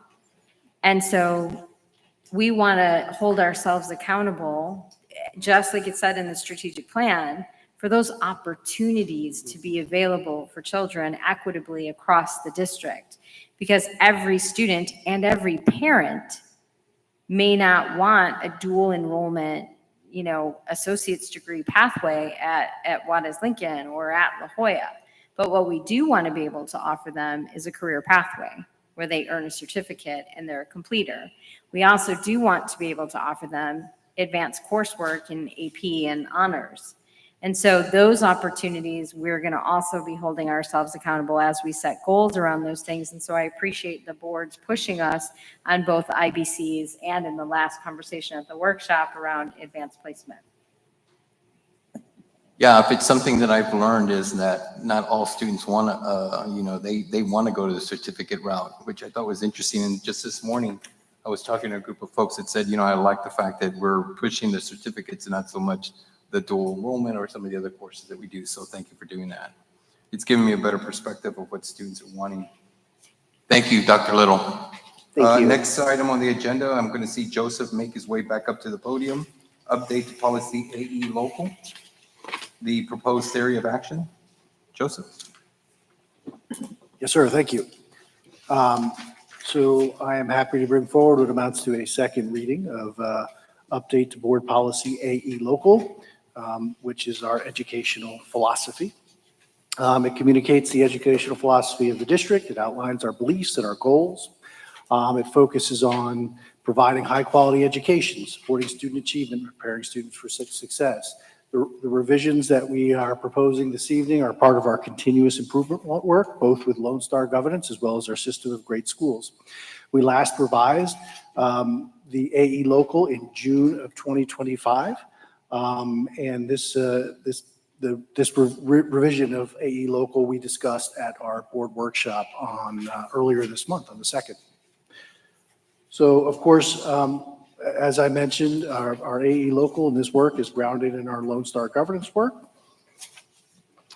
It aligns with our vision of educational excellence, the right of every student. So this vision drives every decision we make and reflects our unwavering commitment to equity and excellence. So the philosophy that we are proposing is very much grounded, anchored in our vision for the districts and excellence. Our mission empowers students to become critical thinkers, visionary leaders, active contributors. It emphasizes community responsibility and the belief that every student can reach their fullest potential. We have our student outcome goals. These 4 goals are around our student achievement by 2029. They're measurable, time-bound, aligned with our long-term vision. We also have, as a part of AE local, we have our superintendent constraints. We have 3 constraints along with constraint progress measures. AE local also unpacks our board constraints. We have 3 constraints. In a subsequent presentation, I will be walking us through our board constraint number 1 report. And we have our North Star goal. Our North Star goal, was presented as a part of our strategic plan presentation earlier in the evening. It says percentage of students who attend AV campuses district-wide will increase 6% by the end of the 2028-29 school year. Here is a slide that itemizes, that lists out each of the sections of AE local. All of the sections in AE local A through J were a part of the last approval by the board in June of 2025. And what we're asking for this evening is for consideration and approval of the theory of action. So what is a theory of action? Theory of action connects our intentions to our expected outcomes. It's a governance tool that helps us align policy, practice, and results. It includes inputs and actions.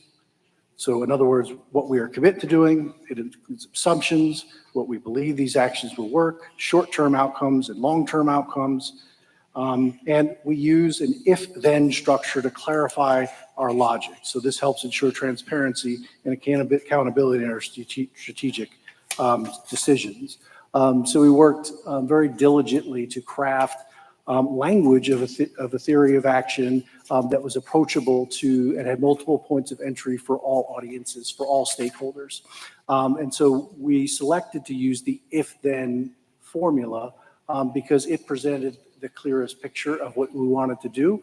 And we want our community, we want our board members, we want our employees, we want our students to say that that theory of action is actually what the district is doing, and it's aligned with our strategic planning work, it's aligned with our vision and our mission.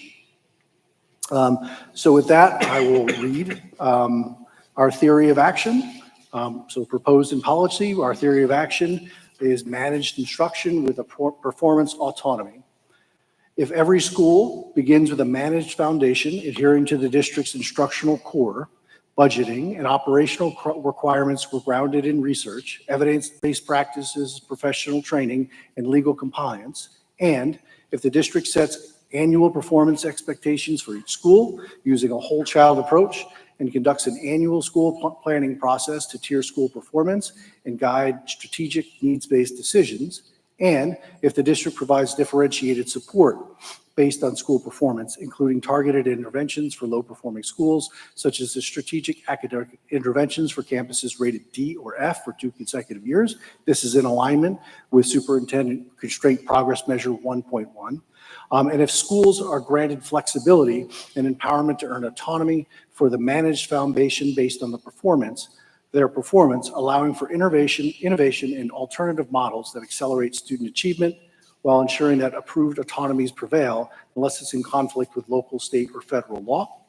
Then, the outcome, the district will create a responsive, performance-driven system that balances coherence and innovation and enabling schools to improve student outcomes while operating within the board's defined constraints.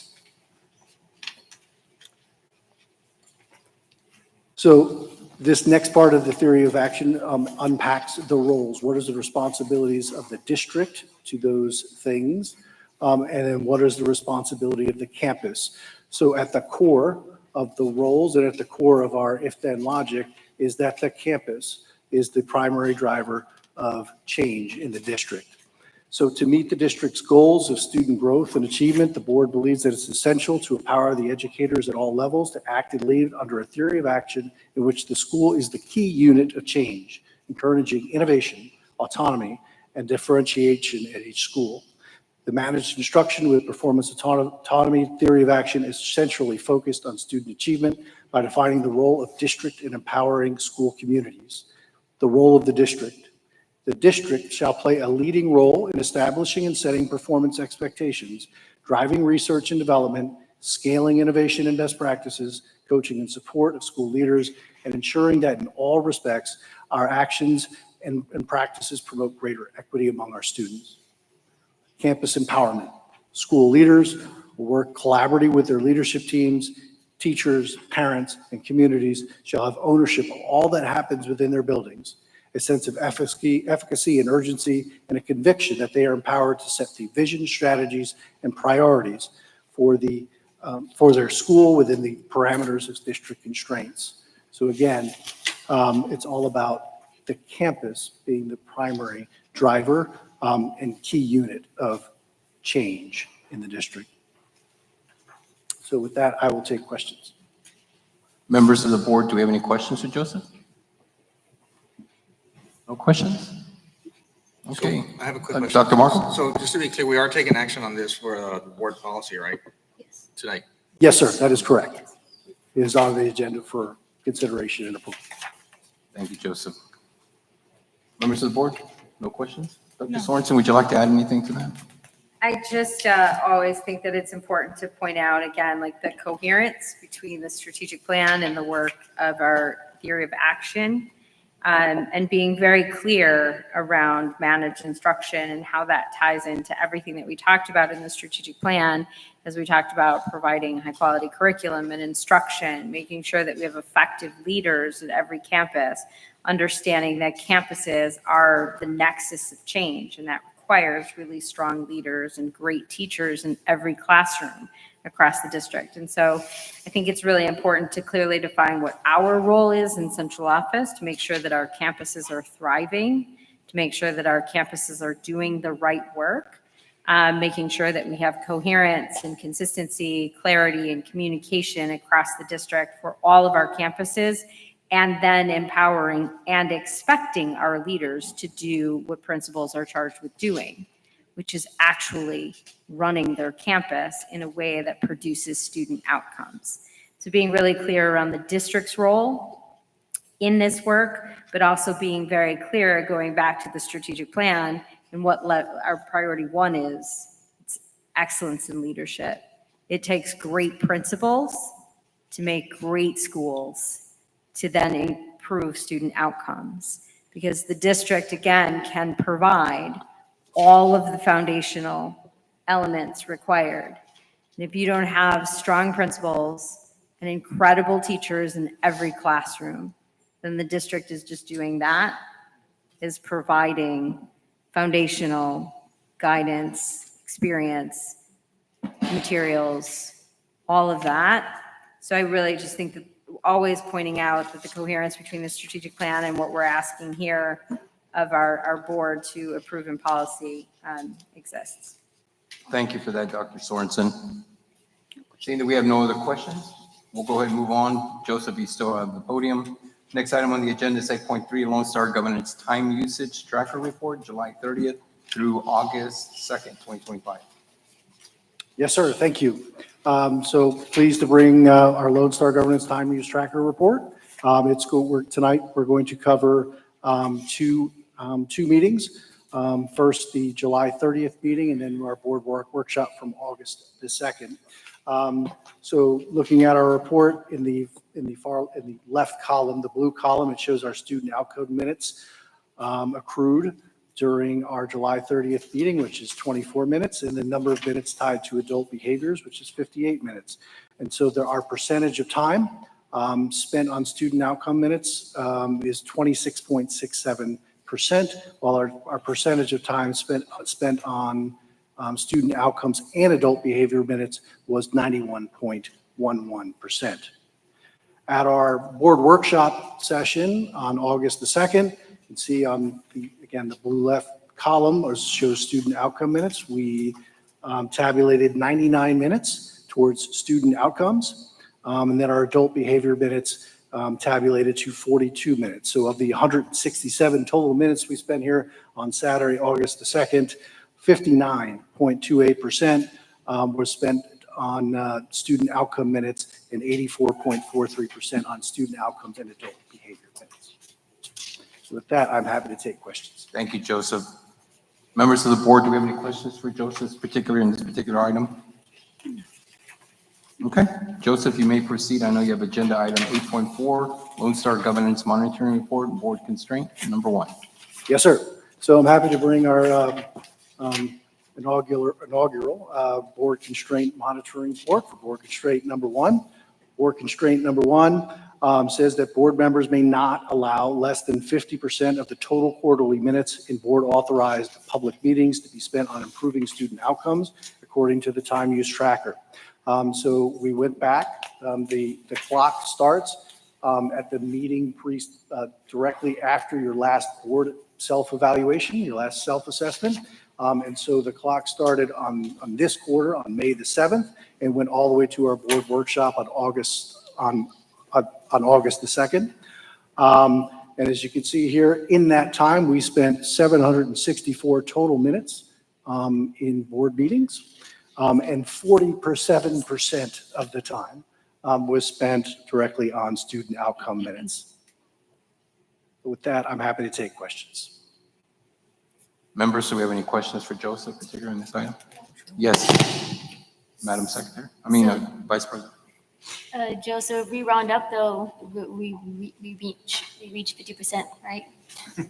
We round up. That is correct. It was like 47.3% of the time. Okay, if I close one eye, squint the other, I kind of see the So. Dr. Sorensen?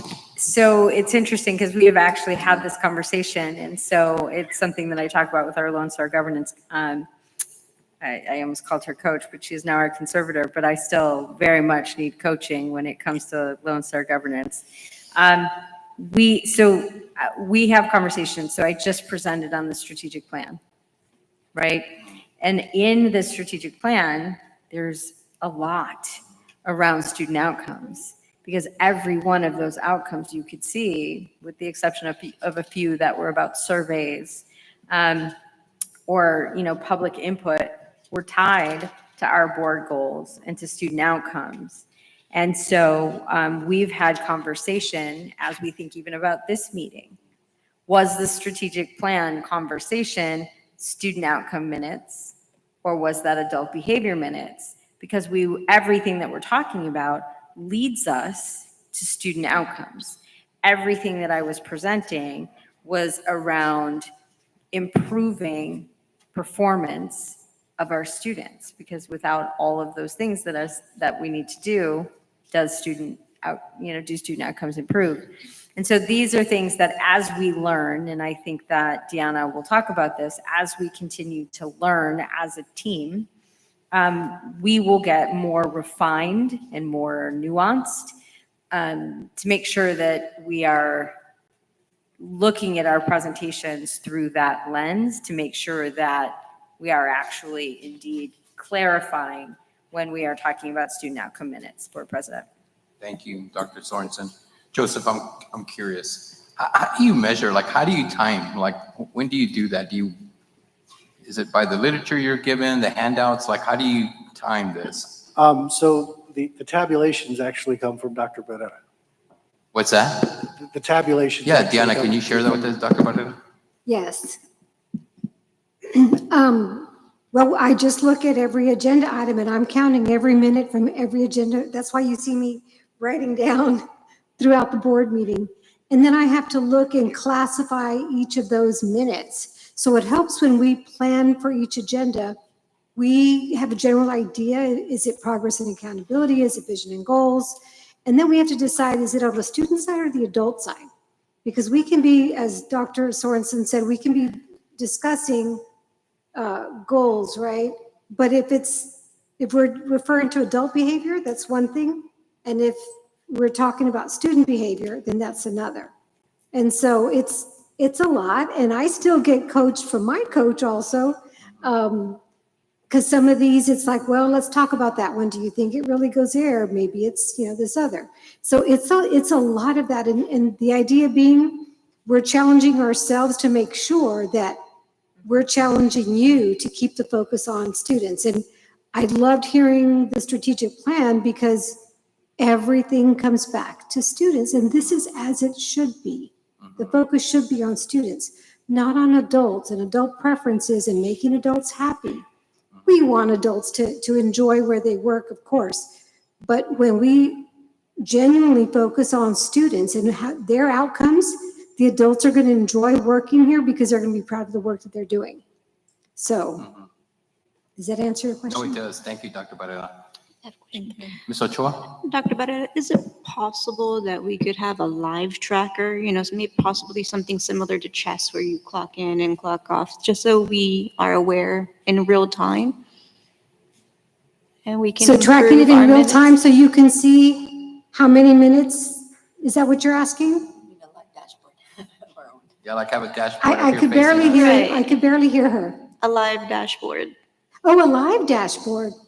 We can talk about that, sure. Yeah. She would be asking more questions. No, that's, I love that, because you're interested in, and that's why we're doing so well. That's why you're doing so well. That's why, yes. I appreciate the fact that we even use this as a tool, because it makes us accountable. So I always look forward to Joseph's presentations when in particular this item. So it shows where we need to focus more. And so. And it's not easy. It's hard. It is And hard. a lot of people say, gosh, why do you do that? That's so hard. That's hard to do. I said, but do you really want to challenge yourself and your board to be focused on students? I mean, is that what you want for your community, or is it something different? So this really talks about the values and identifies where, and everything that I'm hearing about and seeing and learning, everything is about students. And so that's something that is indeed something to celebrate. Well, we appreciate that. So we appreciate this tool. Members of the board, any questions? I have a question. So the student recognitions meeting is counted into this?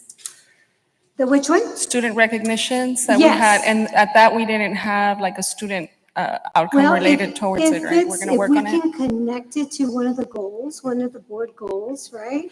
Then we can count it towards. And so it's having those conversations. So looking at each line item, basically.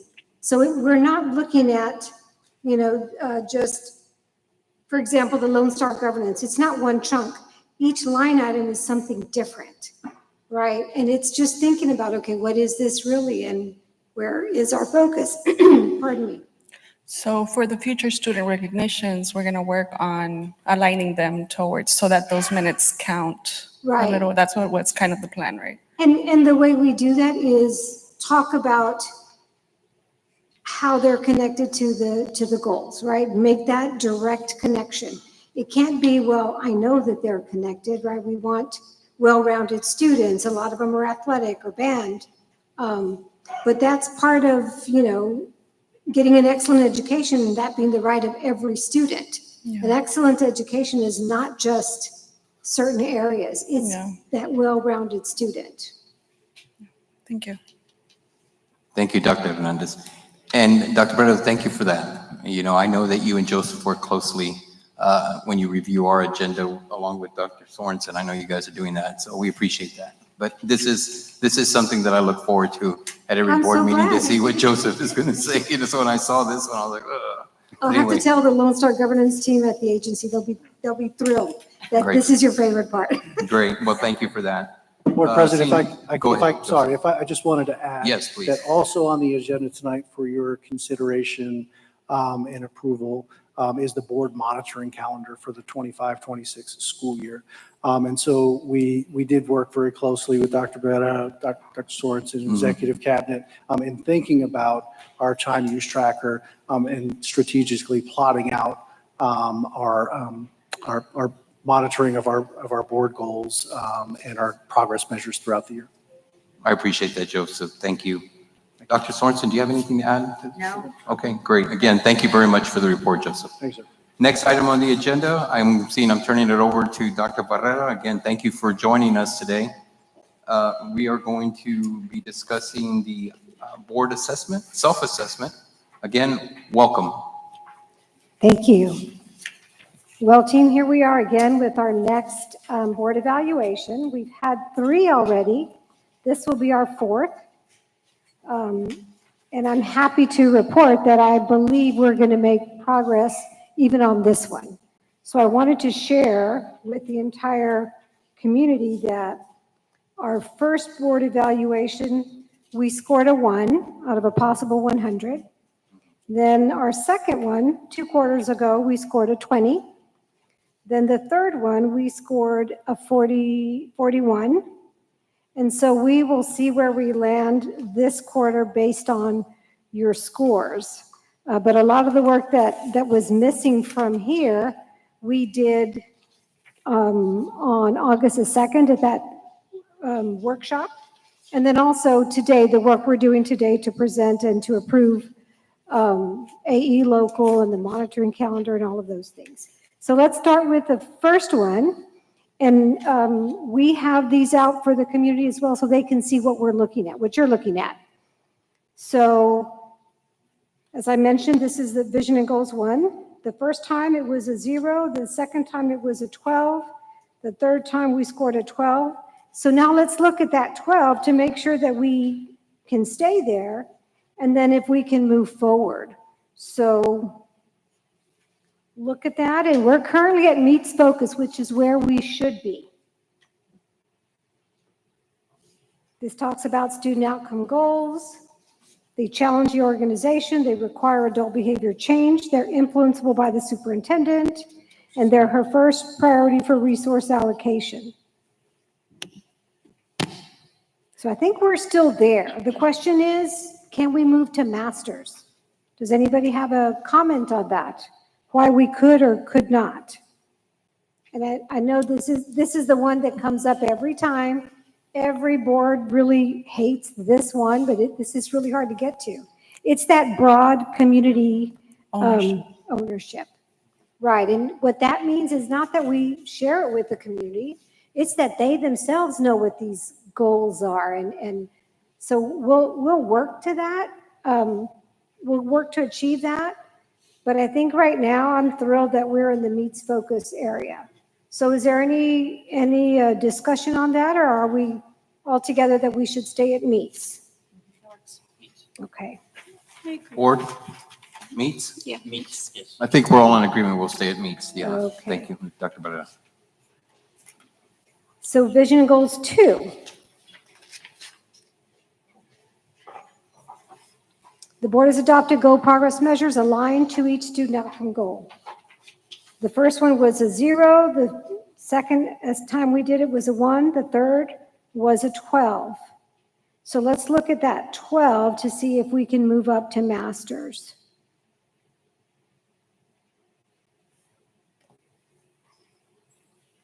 I think we're kind of on the same boat.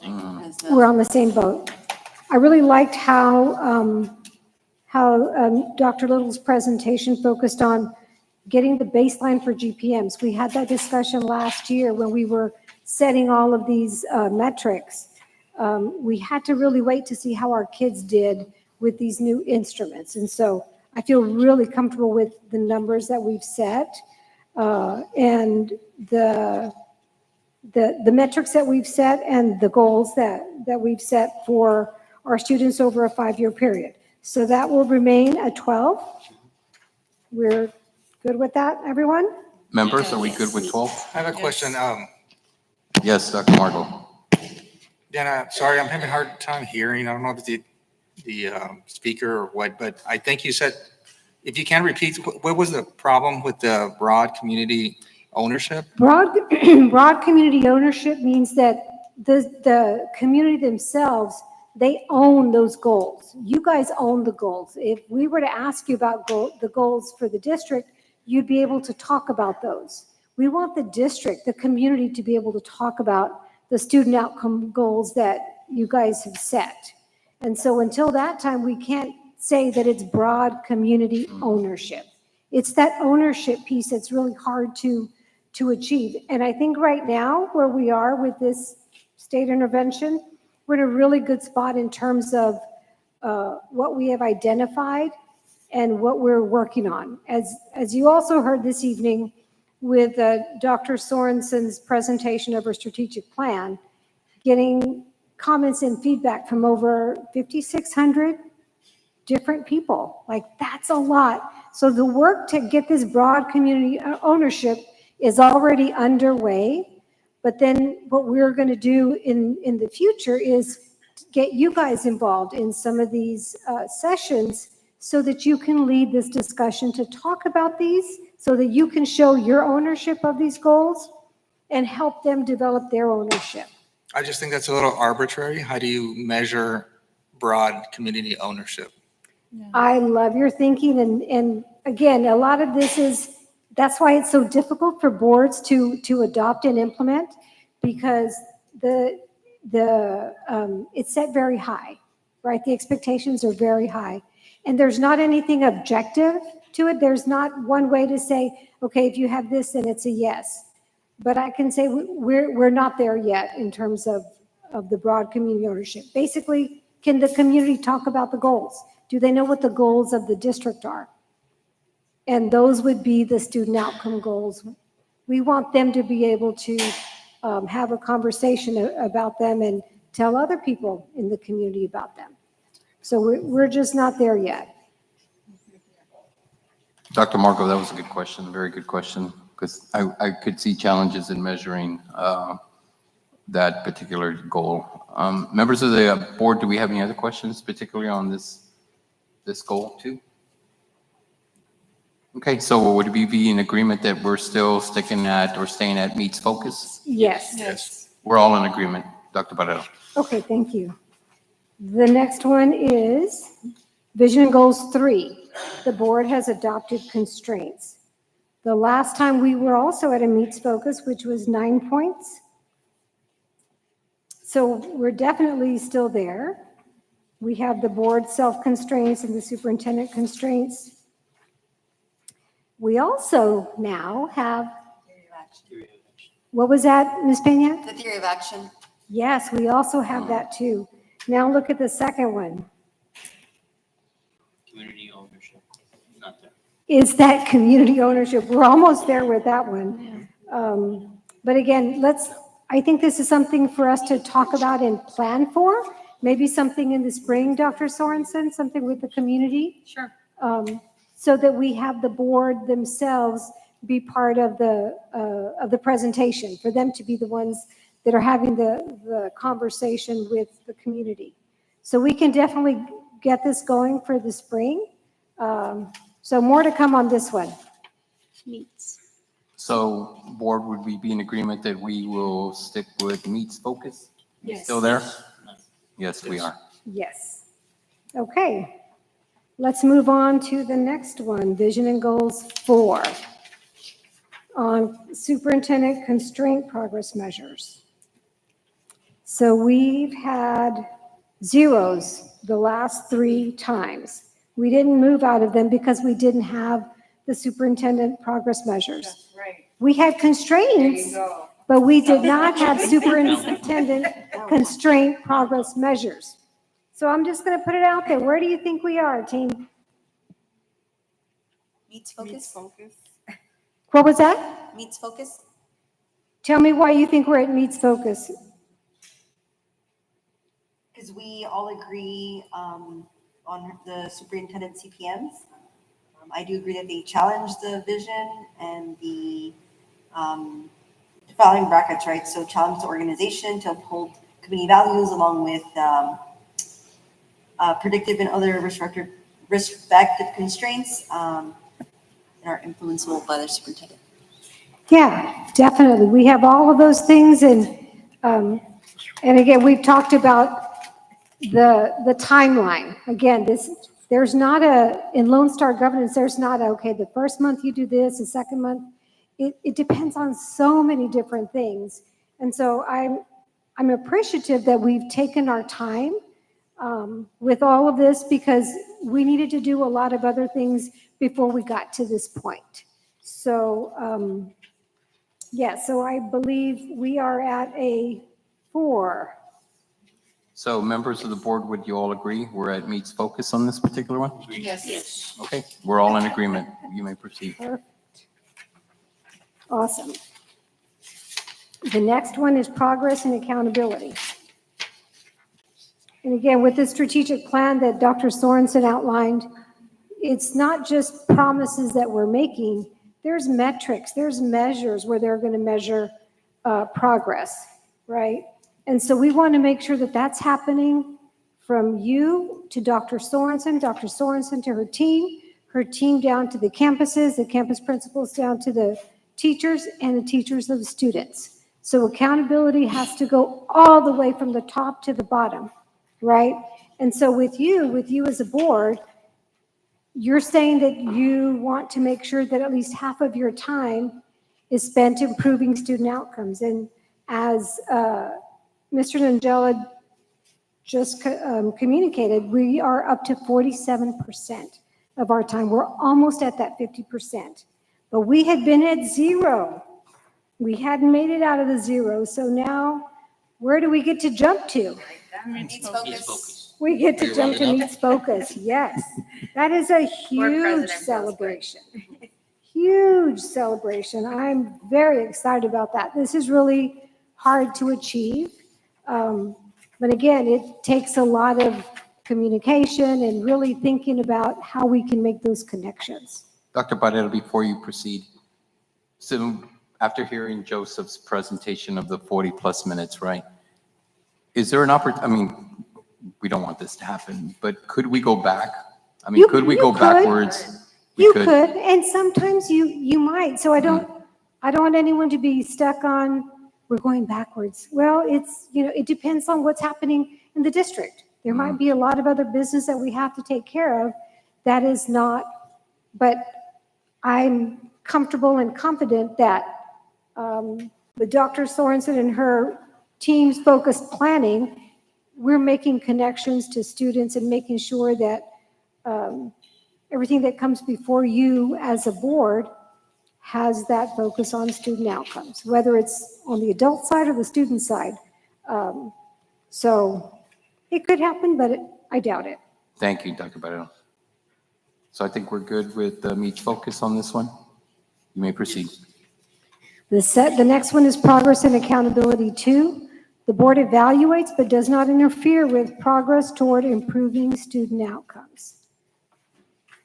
So the last 3 times, we have gotten a 0, 0, 0, 0. So why haven't we been able to move out of the 0? I don't know if we had enough time passed for the self-evaluation. What's that? I wasn't sure if we had enough time for the time to pass for the self-evaluation. No, we're good with that. I mean, we're at the 0, but we can't get to the 1. There's something in the 1 that we haven't done. Her annual evaluation. Right, Yeah. but that's coming already next, the second meeting this month. So the next time we do this, we're going to be able to get further on this. So we're going to take this, we're not going to worry about it. So that's why we have to stay at does not meet focus. Big 0. And again, there's been a lot of things that we've been focused on, right? The real work. So we're going to continue to work on that. Next time, we'll be able to get out of 0. But is everyone good with that? Yes. Okay. The next one is systems and processes. The board operates in a way that allows the superintendent to accomplish the vision. Now, this is a big one, and this is where a lot of boards and superintendents get confused and things get complicated, right? A lot of board members think, oh, well, I know this community, we should do this. Why is she doing that? You guys have been a great board in really allowing your superintendent through policy to do her job, to focus on her job, right? So that you can do yours. So the last time we were at a 4, which is an approaches focus. Can we go to meets focus? And let me give you some data that you don't have. I took the average of, so if you look at number 3 under meets focus, it says, well, let's look at all of them.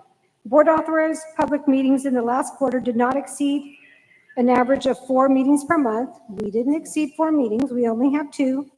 An average of 3 hours per meeting. And they are below 3 hours now. That's a huge, That seems like a large task. Very large. That seems like a large task. I mean, I don't even know if that's possible. Yeah, no, we did it. I took the average. I look at, trust me, I know by the end of every board meeting, I can tell you how many minutes we spend at the board meeting. So the average is currently less than 3, so we're good. Don't kill her, Superintendent. God almighty. We're good, and you guys have worked hard also to reduce the time in executive session. There's always a lot to talk about, and you guys are great about that, but we need to make sure that we're focused and strategic with what we bring in front of you and the community. So the average of 5 other topics per meeting. Mm-hmm. So what this is referring to is in your board agenda, you have consent agenda items, right? Then you have other items after we come back from closed session when we reconvene. Yes. Those are action and discussion items. To be able to achieve meets focus, we should have an average of 5 other topics per meeting. Our current average is 8, and we've done a great job of whittling those down as well. I talked with Dr. Sorensen and Joseph about these. Can this go to consent? Can this go to consent? A lot of them, if it's based on policy that La Jolla has, if it's over a certain amount, that has to be there. The board has to approve it in that area. But we will work to get it down to 5 if we can, when we can. But right now, I think we're doing well at approaches. But that's the reason that we cannot go into meets, because our average is 8 other topics per meeting. So. Members of the board, Agree. are we okay with meets focus? Approaches. I mean, approaches? Focus? Yes. We all in agreement? Okay, Perfect. approaches. Next one is advocacy and engagement.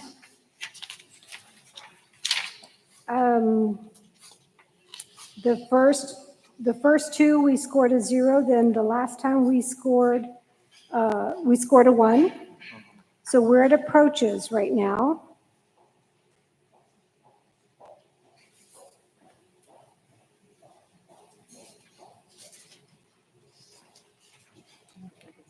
Actually, we should have been at prepared.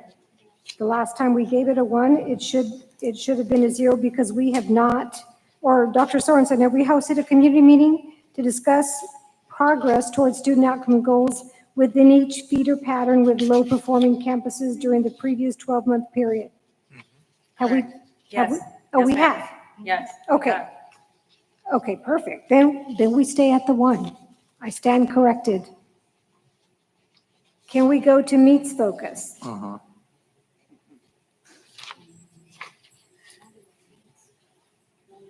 I think approaches. Yeah.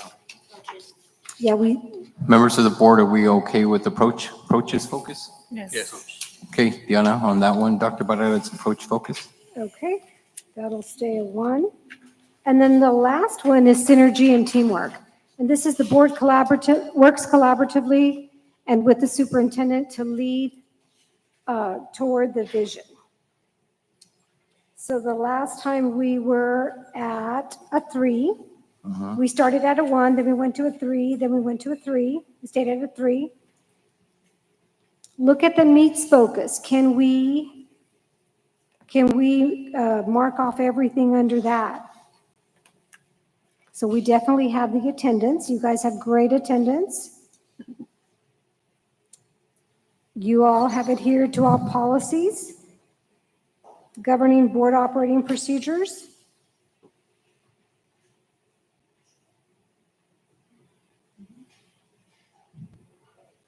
Dr. Barrera, the last one, rather than the superintendent led the completion of Lone Star governance? Well, the one after that is on meeting the completed required trainings. I don't think that you guys individually have each met your required board trainings.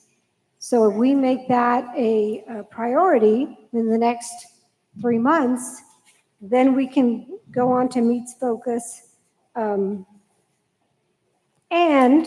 we also have to make sure that one of the board members, rather than the superintendent, leads a completion of Lone Star governance tasks. So what we could do with this one is we could have one of the members of the board start taking minutes. That's a task. That's eventually going to go to you. So those are 2 things that we can work on as a goal for this next one. And so I would say the secretary would probably fall on you to keep the minutes of each agenda. So I can work with you on that, and then we can start putting those minutes in identifying where they fall. Because the questions you were asking today about the time use tracker were perfect. This is when you're able to do Lone Star governance very well, it's for you to understand it at that level and for you to actually do it yourselves, not having me do it. And a lot of the things that are done, many other districts, the coach does it, but over here, Mr. Ningela does practically everything with Lone Star governance. I work with him but he really has taken this task and has done a great job. So we're still on a 3. Is that okay with everybody? I think we would agree on approaches. Okay. So I don't have a calculator. I don't know what our final is, but I will calculate that and I'll have this for you to sign. And then when it gets to that portion, if we can just make that one mention or before you approve everything, I'll just announce it so everybody can have that score. Unless we have a mathematician back there. I think we're at 51. Which one? We have a couple of mathematicians. Which one? I think it's 59, no? 59? 59. 59, okay, we'll double check. But if we're at a 59, that's great. From a 1 to a 20 to a 41 to a 59. That's awesome, guys. Yes. Congratulations. That is so awesome. And this is something to be really proud of. You guys have really taken this to heart, and it starts at the top with the board president and also with the superintendent. I mentioned it before to you. I went to the principal 2-day meeting this summer, and I went to the leadership 2-day meeting this summer. I could hear LSG language at the principal level, which was amazing. I definitely hear it at the division level with academics. I was at their meeting yesterday, and they are very focused on student outcomes, and a lot of the things that they talk about, I can hear it in the language, so it makes me very proud as a coach. But I think that it definitely starts with the 2 leaders at the top, Dr. Sorensen and Mr. Alvarez. So thank you both for really embracing this and taking it to heart. Any other questions? Thank you, Dr. Barrera. Anybody have any questions for Dr. Barrera? I have a question. So Dr. going Hernandez? back to the broad community ownership, it's not objective. How are we going to quantify it? You said maybe until the spring. Maybe Yes, we're going to so hold we some. can, yes, if Okay. we hold a meeting and you guys are actually presenting the goals and talking about the GPMs and so that it's you and it's not Dr. Lou and his team. That's what we want to eventually see, to where you're the ones that are really, presenting that, and the community's able to discuss with you and to continue that, spreading the message of the goals of the district in other spaces and places in the community. Thank you. President, can I Any other ask a questions? question? Yes, Mr. Soso. A quick question. So does it count, because I know, and I want to say thank you to the leadership, where even on open house, the principals did go over goals with all the parents that were involved there. So is that something that will count towards that? No, because it has to be you guys. It has to be Okay. you sending out, leading these meetings and having the community also be able to talk about the district goals. So on that is just exposure of the goals. And where they get it to definitely see and- starts there, absolutely, yes. Thank you. Anytime we can do that, we want to continue to do that so that when people hear it, they're like, what's this new goal thing? What's this strategic plan? Everyone should be very familiar with that by 2029 or 2030. When does it end, Dr. Sorensen? Well, the reason that we have both is we have 2029 listed in some spaces and 2030 is because the exit criteria Yes. called for 2029. Right. But we But wanted you a 5-year plan, Yes. and so it's 2030. Yes. Any other questions for Dr. Barrera? Board President, if I could add Yes, just one Dr. quick thing. So, Board Member Gomez, I would say that, so as you looked at like the strategic plan and the rollout, you saw like opportunities for coffee with superintendent. And so it's about us sitting down and saying, so in these engagements, you're going to come with, we're going to do it together. Yes. And you're going to lead the conversation in the rollout of the strategic plan. It's about us creating those opportunities for board members to Yes. be a part of the rollout, and then you're actually leading and facilitating a part of that, so that we're doing it in partnership and you own a piece of it. And so I'm Absolutely. excited, actually, as we roll it out this year, for those opportunities to be created in partnership with you guys. It starts there, and then eventually I would love for you guys to go to the Lions Club, to all of the chamber, all the different organizations in the community to talk about the work that you're doing and the work that the district is doing. So those are things that we can definitely look forward to and plan. Thank you, Dr. Barrera. Any other questions? Seeing that there's none, thank you very much. Thank you. Great report. Ladies and gentlemen, next item on the agenda is our consent agenda item. Do I have a motion?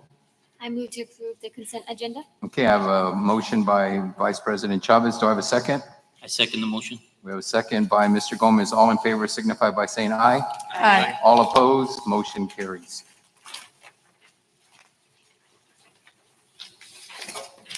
Next item on the agenda is we will be going into closed session.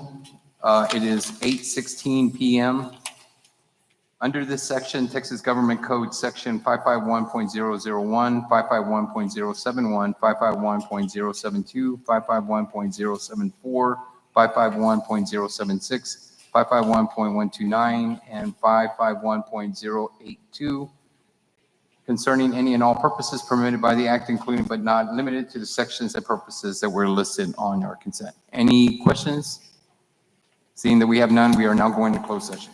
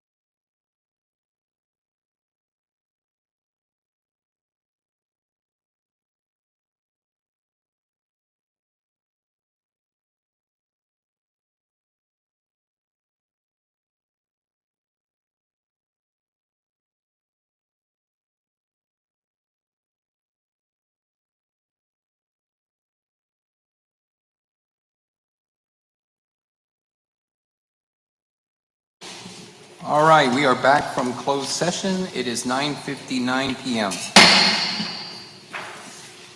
Next item on the agenda is 12.1, approval of ratification agreement, University of Texas Health Science Center and Houston, lead agent and La Jolla Independent School District for 2025-2026 School Ready Project. Do I have a motion? I move to approve item 12.1. We have a motion by Dr. Hernandez. Do I have a second? I second the motion. We have a second by Ms. Peña. All in favor signify by saying aye. Aye. All opposed, motion carries. Next item on the agenda is 12.2, approval of ratification of Carnegie Professional Learning and Coaching Support. Do I have a motion? I move to approve item 12.2.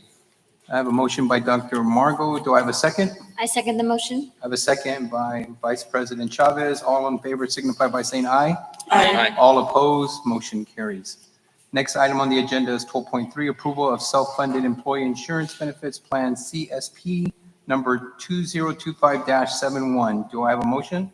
I move to approve item 12.3. I have a motion by Secretary Peña. Do I have a second? I second the motion. I have a second by Board Member Gomez. All in favor signify by saying aye. Aye. All opposed, motion carries. Next item is 12.4, approval of employee voluntary insurance benefit plan CSP number 2025-72. Do I have a motion? I move to approve item 12.4. I have a motion by Vice President Chavez. Do I have a second? I second the motion. I have a second by Member Ochoa. All in favor signify by saying aye. Aye. All opposed, motion carries. Next item is 12.5, approval of Facilities Master Plan Services, CSP number 2025-76. Do I have a motion? I move to approve 12.5. I have a motion by Dr. Hernandez. Do I have a second? I second the motion. I have a second by Member Ochoa. All in favor signify by saying aye. Aye. All opposed, motion carries. Next item on the agenda is 12.6, approval of produce products SOQ number 2025-77. Do I have a motion? Move to approve 12.6. I have a motion by Board Member Gomez. Do I have a second? I second the motion. I have a second by Secretary Peña. All in favor signify by saying aye. Aye. All opposed, motion carries. Next item is 12.7, approval of policy update AE local theory of action. Do I have a motion? I move to approve item 12.7. I have a motion by Member Ochoa. Do I have a second? I second. I have a second by Dr. Carlos Margo. All in favor signify by saying aye. Aye. All opposed, motion carries. Next item is 12.8, approval of changes to policy EFB local SB13. Do I have a motion? I move to approve item 12.8. I have a motion by Vice President Chavez. Do I have a second? I second. I have a second by Dr. Hernandez. All in favor signify by saying aye. Aye. All opposed, motion carries. Next item is 12.9, consider and take possible action to propose the termination of Chapter 21 term contract employee and authorize the superintendent to send notice of proposed termination to employees. Do I have a motion? President, I would like to abstain on this one.